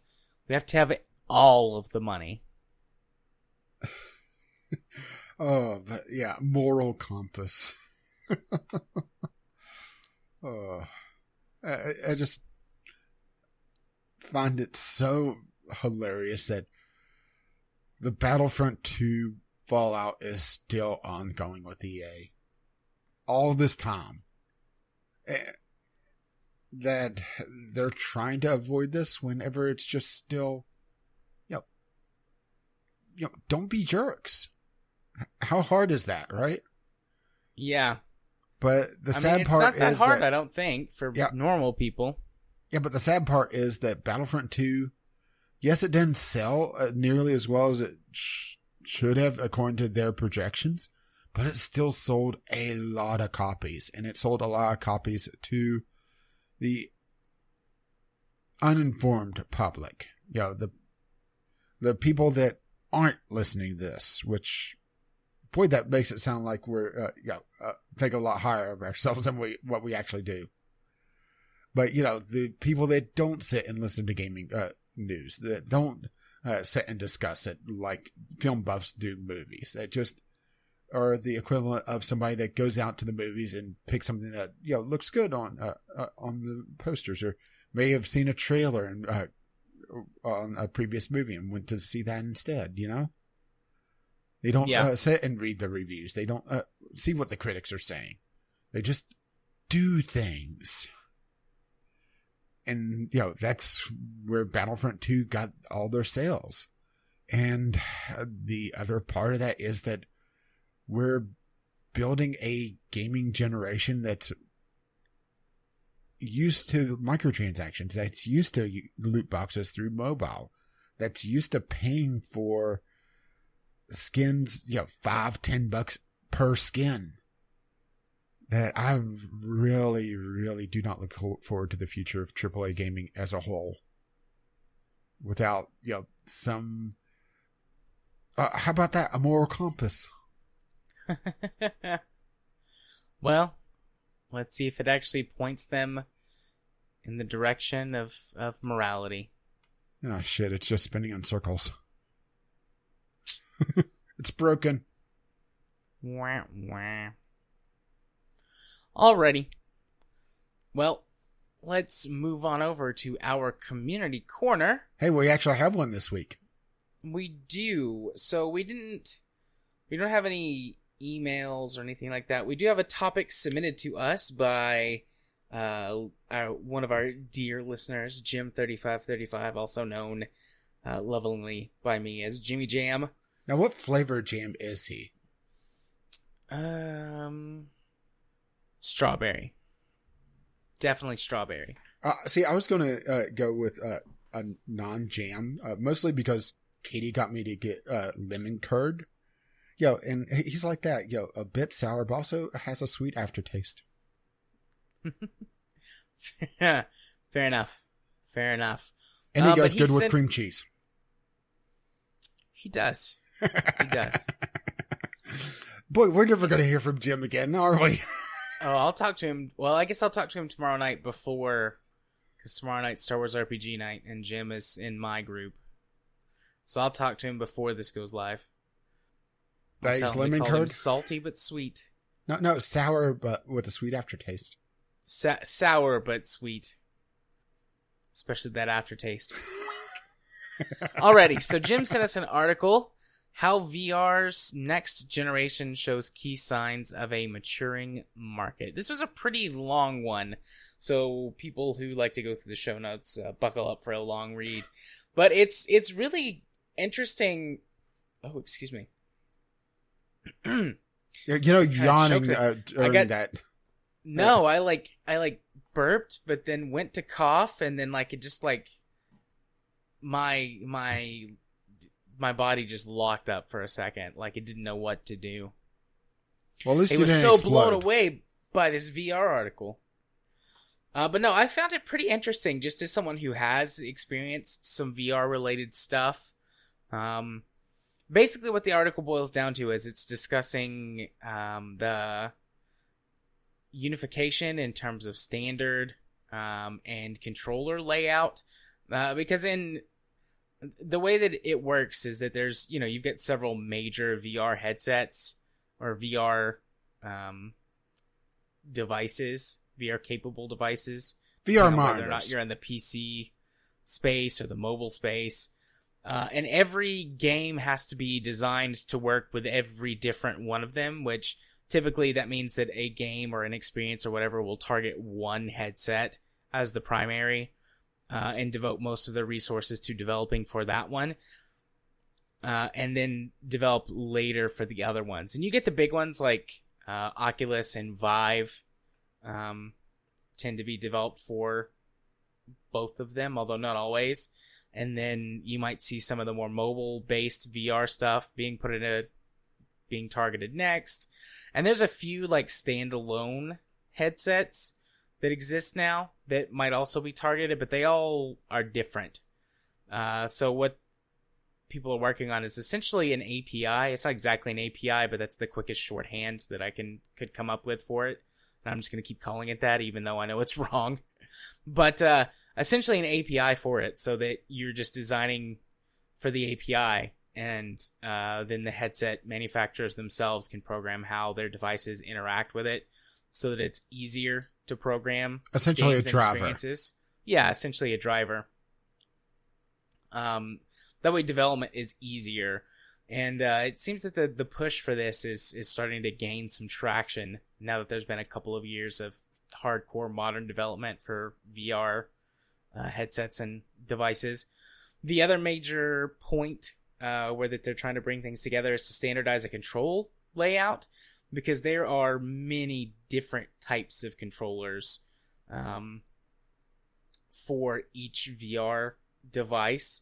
And the HTC Vive and the Oculus both have completely different layouts for their controllers. So essentially they want the Xbox controller for VR, whatever that standardized layout is going to be. And then borrowing my term. Yeah, I liked your term better. I didn't really have a term for it, but in my head I was going to make that comparison, I think. Anyways, like it just makes the most sense. But yeah, get a sort of standardized or pseudo-standardized layout with only a couple of tiny differences to deal with, instead of being, multiple different sets. Because you've got sort of... or if you want to borrow another term, essentially what Nintendo did. Because look at consoles before the Nintendo Entertainment System. You had some wildly different console designs. Granted, you still had some outliers like the Jaguar later, or Jaguar, depending if you're Steve Jobs or not. Jaguar. But following the Nintendo Entertainment System, it really focused down to some sort of D-pad or some sort of analog, and just a handful of buttons instead of all the buttons. And there was a lot of inspiration following that to keep it fairly simple. Granted, Nintendo then broke their own mold with the N64, but still. And then broke it again with the GameCube. And then again with the Wii, by throwing waggle controls into it. Yep. And then with the Wii U by adding a tablet. Okay, so maybe Nintendo wasn't a good example after all. The tablet works, though. It's basically an Xbox 360 controller with a screen in the middle of it. And they now have the Pro Controller, which is just a copy of the Xbox 360 controller, except with the Nintendo buttons. The Nintendo style buttons. So they standardized the industry, but then abandoned their own standard to be Nintendo, basically. Let's just go back to the Xbox 360 of controllers. Yeah, works better. Makes more sense. But I do think looking at the early console industry and comparing it to how VR is now, it does have an interesting parallel where everybody was trying something different, trying to figure out what works best. So there is that parallel there. It's just it's not quite apples to apples here. It's apples to like pears. It's not quite an apple, but it's close enough that if you're hungry for an apple, a pear will do. Yeah. But I don't like pears, so. I'm also not a big fan of pears. I can eat one, but they're not my... I wouldn't be happy about it. Nowhere close to my favorite. I'm very picky when it comes to my fruit. Now, bananas, I'll eat bananas. Some nanners. Yeah, speaking of which, I didn't get any last time I was at the store. That was an oversight. But then again, they were in the middle of restocking all the produce, so it was busy there. But we're completely off topic. As usual. So yeah, I mean, that's the gist of it. I really enjoyed the read. It's a little bit on the dry side because it's more technical focused. Right. I read the first page and a half and then started skimming because, I was running low on time and I needed to get the info for the other stuff as well. But it is a very interesting time for the VR market. I think what really is going to push VR, though, is when it gets the killer app. It does have the experiences. It does have the added benefit for some games. But I don't think it still has had its killer app that it's platform exclusive. Would VR be considered its own platform? Or maybe it's just not. It hasn't had it for me yet, and that's the big thing. Because you do have things like Subnautica. You have the added benefit for stuff like Euro Truck, which I know Jim likes, an American truck. But for VR only experiences, it's still the experience area for the most part. But you get that real chicken and egg problem where to build a larger game, it requires a lot more money, but you're likely not going to sell that many because there's not that much of an install base. I think really what we're going to see. All right. The first game, the first full-blown AAA VR game. Is it going to be from a game developer? It's going to be an in-house thing, either by Oculus or HTC, and it's going to be a loss leader, much like how first-party games are for consoles. Yeah. I could get behind that. Because think about it, your first-party titles for consoles are typically the ones that push the console to the max because they're able to be that loss leader, because they're paid for not just through sales, but also through the licensing of other games for that platform. So they could lose a bit of money, but still end up as a net positive because they brought people to that platform. I think VR is going to have to do the same thing overall. Because there's just...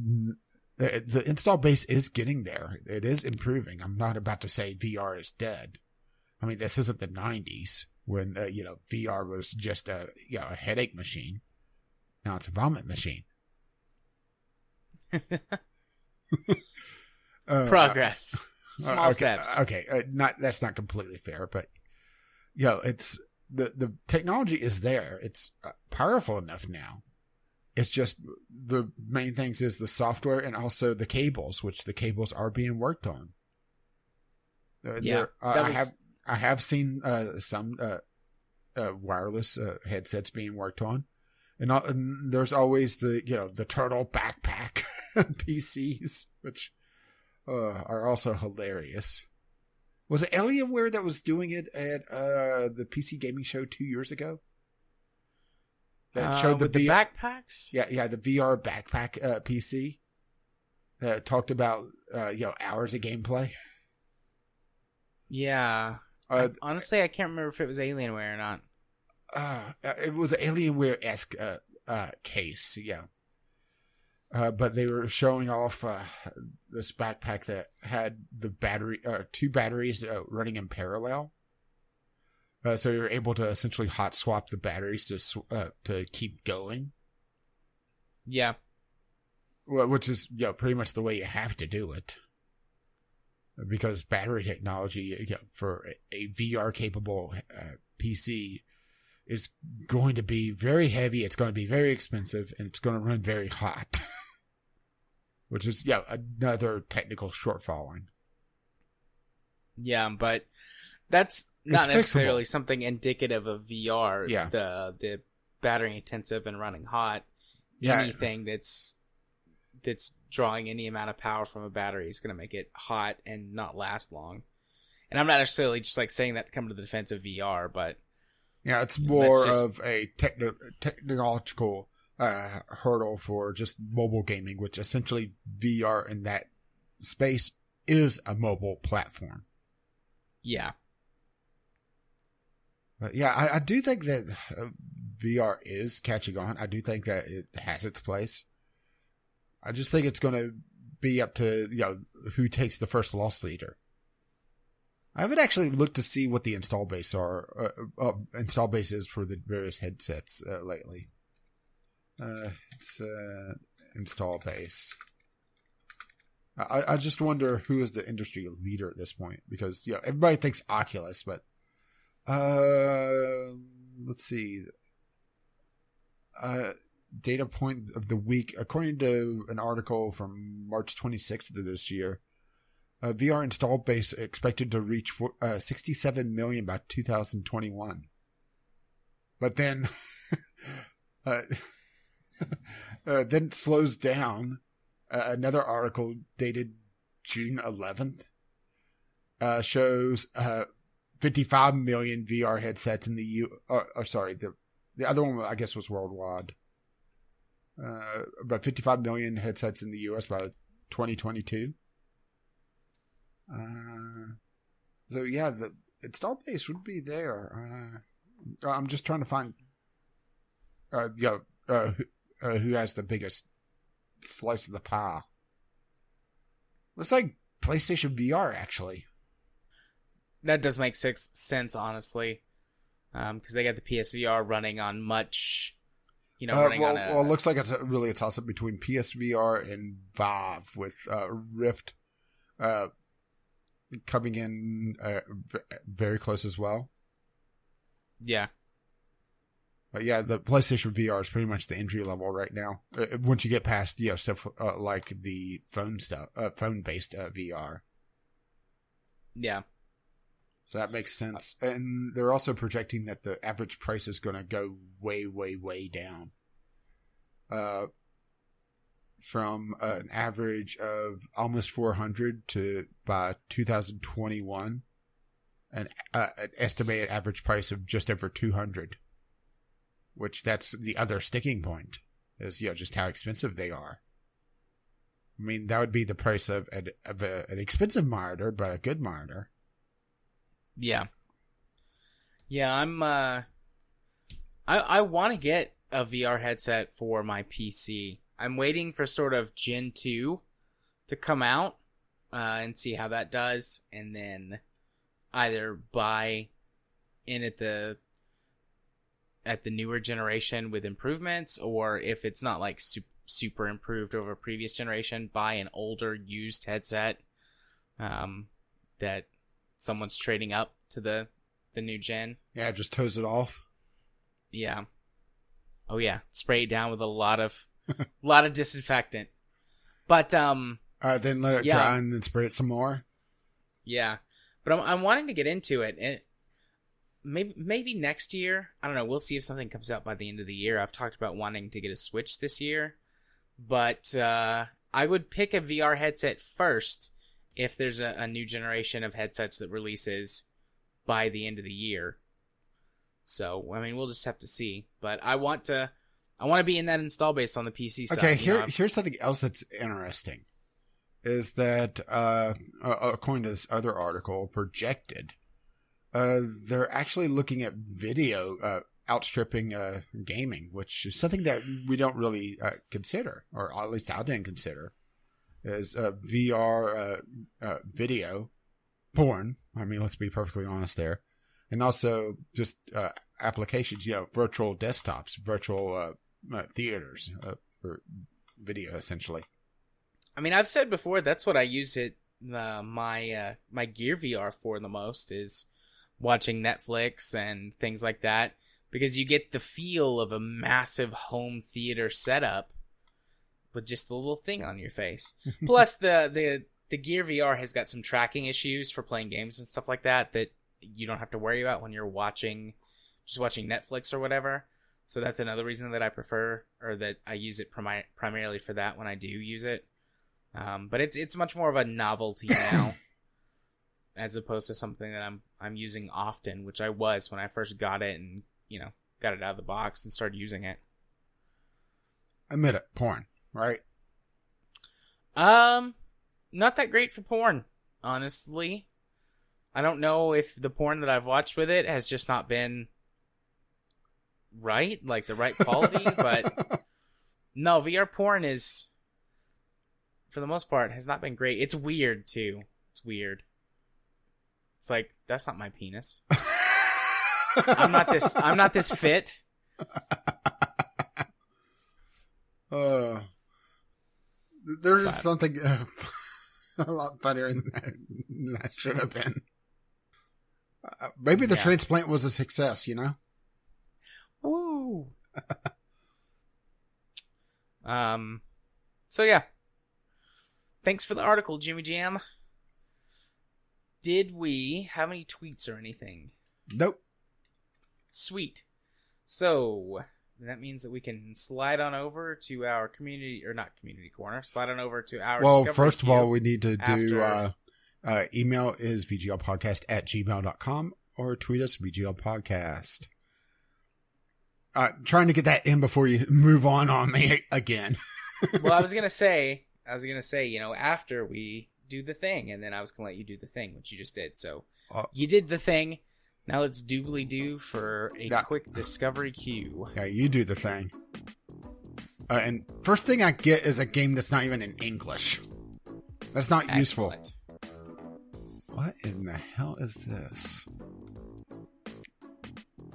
I'm quickly looking at... okay. Now that makes sense why this game looks familiar. Okay, I got one almost immediately off the bat. Unavowed. This is a point-and-click adventure by Wadget Eye Games, and the reason why this was looking familiar, because I was sitting here and I was like, that art style looks familiar. This is by the same company that did the Blackwell series, and it definitely shows in just the general art style and how they're building the game. A demon has possessed you and has used your body to tear a swath of bloodshed through New York. Like you do. Pretty much a Saturday night. You're now free, but life as you knew it is over. Your only path forward is joining the Unavowed, an ancient society dedicated to stopping evil, no matter what the cost. $15 point-and-click adventure. Based on my experience with the Blackwell games, hopefully they've sprung for the pop filter for some of their louder voice actors. But it's had a very good overall writing for the Blackwell series, which is one of their older series now. So I think this is definitely worth checking out, especially if the premise is interesting to you. And I'm imagining I've stalled long enough for you to get a game. Oh yeah, I've had one for a couple of minutes now. Factory Town. Build, expand, automate, and optimize your own fantasy village in the wilderness using marble run chutes, railways, running water, magic currents, and conveyor belts. I mean, I'm sold on this, obviously. Well, I was sold on this before because I am familiar of the developer. What has he or she or they developed? He has made Robot Roller Derby Disco Dodgeball. Oh, okay. Excellent. I didn't realize that he was the dev of that game, which is a fun game. Okay. Honestly, I was a little bit worried about the look of this game. Like, it just says... Well, I've been following his tweets on this, and it is absolutely fascinating seeing this game in motion. It's essentially a mixture of RimWorld and Factorio. Not as strong on the Factorio side of things, but there's a lot of resource movement and being able to build out pseudo supply chains to be able to move stuff around via just conveyor belts and through log fumes and that sort of thing. It's fascinating watching it being developed. Sweet. Well, I can get behind that. I'm all for anything that's even remotely related to Factorio, so... Yeah, I'm getting absolute shit. Same here. Let's see if I can get a second one without having to go to another queue, because I've only got 4 games remaining on my queue. Huh. Okay, I may have something here. This is early access MMO, so there's some red flags. Yep. Back to normal. According to the tags, early access survival simulation MMO. It has some impressive screenshots, but those could just be bull shots as well. It's not really showing any action, and it's not available for sale yet. So, a lot of red flags on this. And it looks like this is maybe their first developed game, or at least the first one on Steam.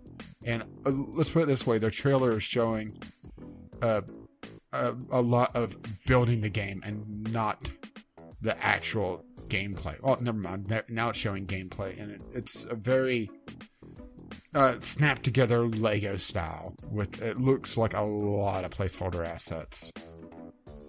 So it's interesting. It's probably worth a check out later, but not right now. But it's not even available for sale yet. So there you go. Oh, look, another Battle Royale game. Oh, I was gonna say, look at the title of my next one, Infected Battlegrounds. Can you guess what this is? Oh. It's a zombie survival Battle Royale game.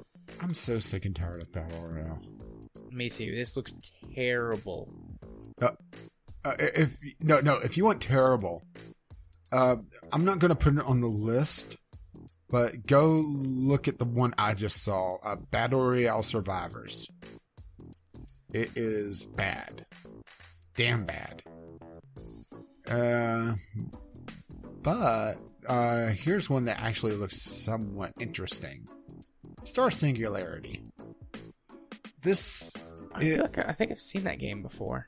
Well, it's not listed on your wish list, and it's not available yet. So, it reminds me a lot of the original Spaz, Space Pirates and Zombies, mixed with maybe a bit of. Trying to think of the name of it. It's not Galactic Civilizations because it's not full-on shipbuilding, but a lot of hot swapping. Almost gratuitous space battles, level of ship customization, swapping out parts. Crafting, looks like it has a crafting component built into it. I'm looking at the tags here. Thankfully, it doesn't have Battle Royale in it. Procedural generation, so essentially a roguelite, a space action game. Navigate your spacecraft through a galactic scale mystery. Make sure to loot, craft, and upgrade your ship, your space fleet. Your combat skills will be tested against a machine learning AI, as well as your friends in versus mode. So, interesting. They're looking at doing machine learning AI for your opponents. So, could be very, very interesting. Yeah, that's definitely. Could be. So that's my queue. Yep, I'm done with my queue too. Yeah. I only had those 2. One recommend, one stay away. Did you look at the one I suggested? I did. Look at? I did. It doesn't look good either. I would say it looks worse.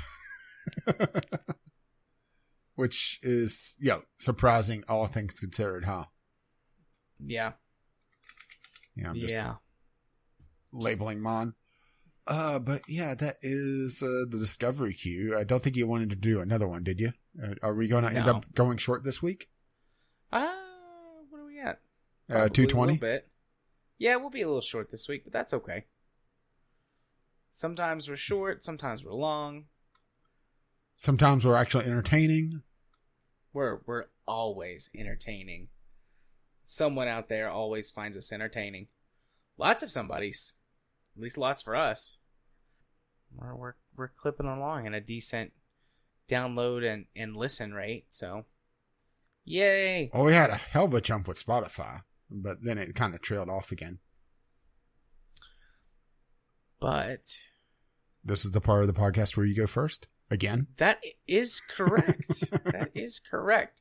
If you want to find me on the YouTubes, you can do so by searching for Gaming Psychologist. The Spin Tires videos are going to start going up this week, unless something has changed since we discussed that. As far as I know, they haven't. I need to sit down and make my thumbnails, but... Yeah, I need to do that too and schedule the first ones. Like, they're all uploaded and rendered out and everything. I just have to make thumbnails and get start getting them scheduled. But that should have happened on Wednesday, if you're listening to this. Which would be in the past. Yes, indeed. So you can go to my YouTube channel. Go to my YouTube channel? Go to my YouTube channel, matey. Arr. Avast, you hearties. And see some Spin Tires. And also the podcast on the YouTube channel. If you want to follow me on Twitter, where you can see me tweet about all kinds of things or retweet people that I follow when they say interesting things, you can do so by following me at JMA4707. If you want to head on over to my Twitch, where you can see community members streaming as I rebroadcast our more prominent community members. Also, you might catch me occasionally streaming or posting something for the, or using their Premiere system so that people can comment live on the episodes and whatnot. You can do so over at twitch.tv/jarthur4707. And if you want to be my friend on Steam, my username is jarthur4707. I accept all friend requests from members in the community. You guys have all been awesome so far, and I have made many friends over the last couple of years that we've been doing this. And I hope to continue making new friends. And if you wish to make them question your sanity and let them know exactly what episode of the podcast you're coming from, the password for this week is dickbags. Nice. Dickbags are... It felt fitting this week, you know? Dickbags are always nice. Bags of dicks. You know they actually sell those? I'm not surprised. Of course that's a thing. Yeah, of course. So which is also a fun subreddit to go to. Nice. Of course that's a subreddit. So where can they find you and what's going on for you, buddy? Oh, well, you can find me over at Gaming with Caffeine Rage, where I'm slowly getting back up to full strength on all my series. I've finally picked out what I want to play. I'm going to be testing it this week, as I'm also going to start rushing through Fallout New Vegas, because kind of took a couple weeks off from that. But, Fallout New Vegas is going to be more story content, so it's going to be fairly quick, hopefully. I hope. Yeah. But, yeah, that's not going to be on the channel. It's going to be what I'm going to be testing this week, but as well as Spin Tires, and, of course, the ever-present RimWorld, which... Oh, RimWorld just will not die. Maybe it's the fact that I'm running too many mods and it's changing the balance of the game. Or I've actually gotten decent at the game. One of the two. I don't know about that one, though. But yeah, let's see. I'm trying to think of what happened in the last couple episodes. Well, one of the people on my name list, Cue Ball, he's been repeatedly being attacked by cougars. Nice. No, not that type of cougar. Not the one you find in the bar. No.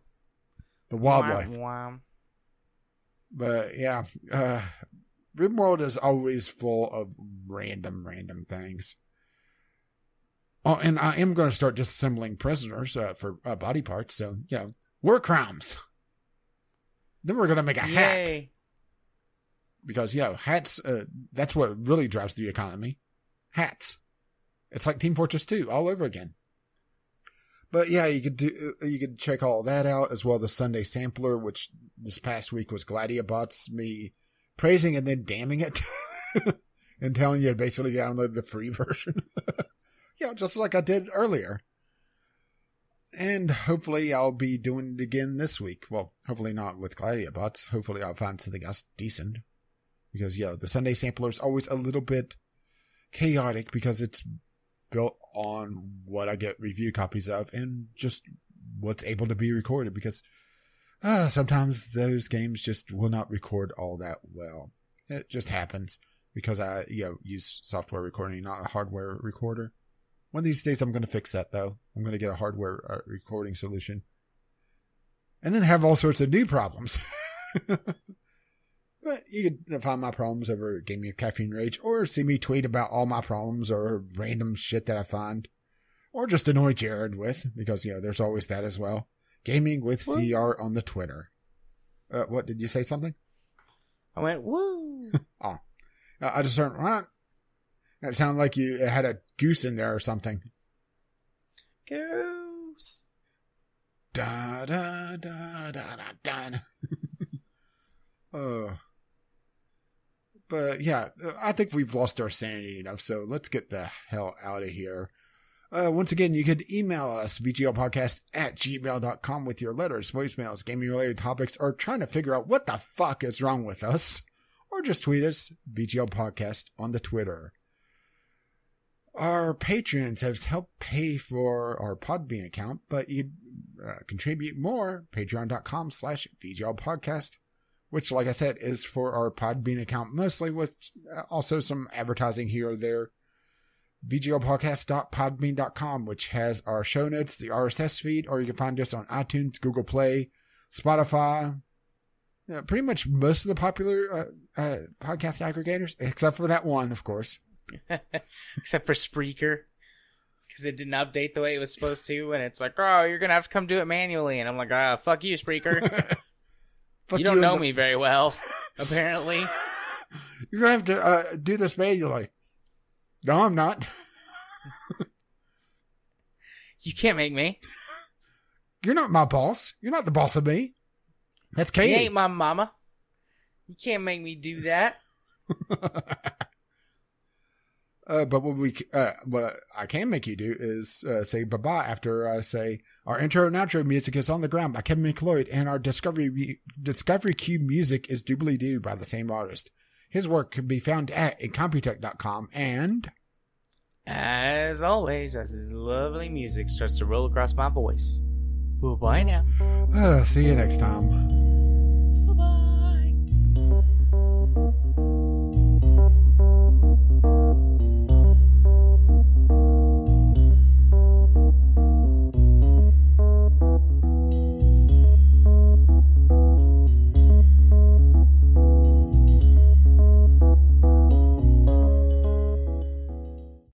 Have another one of those peanut butter bars. Yeah, I got the recipe for the peanut butter bars. I may be making those in the near future. Yeah, Katie told me she sent it to you. They are delicious. Well, I mean, it's chocolate, butter, peanut butter, and sugar. Yeah, I mean, it's like, that's what it is. I mean, it's so easy, simple, even I can lemon make peasy. it. It's so simple, even I could do it. Yeah, you can do it. Well, in return, I sent her something that was on my to make list, and she kind of went insane. What is it? Mexican hot chocolate cookies. Oh, yeah, we had something similar to that from this place in town that does. They make ice cream sandwiches using homemade cookies and homemade ice cream, and they like have a special cookie of the week every week. And one week it was Mexican hot chocolate cookies, or Chilean hot chocolate cookies. Yeah, essentially and they had, it's like, chili spice or powder in it. Cayenne pepper, at least for this version. Not a lot to make it hot, but a little bit of a afterburn, you know? Not afterburn like, a day or two later. I'm just talking about, just a little bit of spice. Yeah. And they were delicious with ice cream.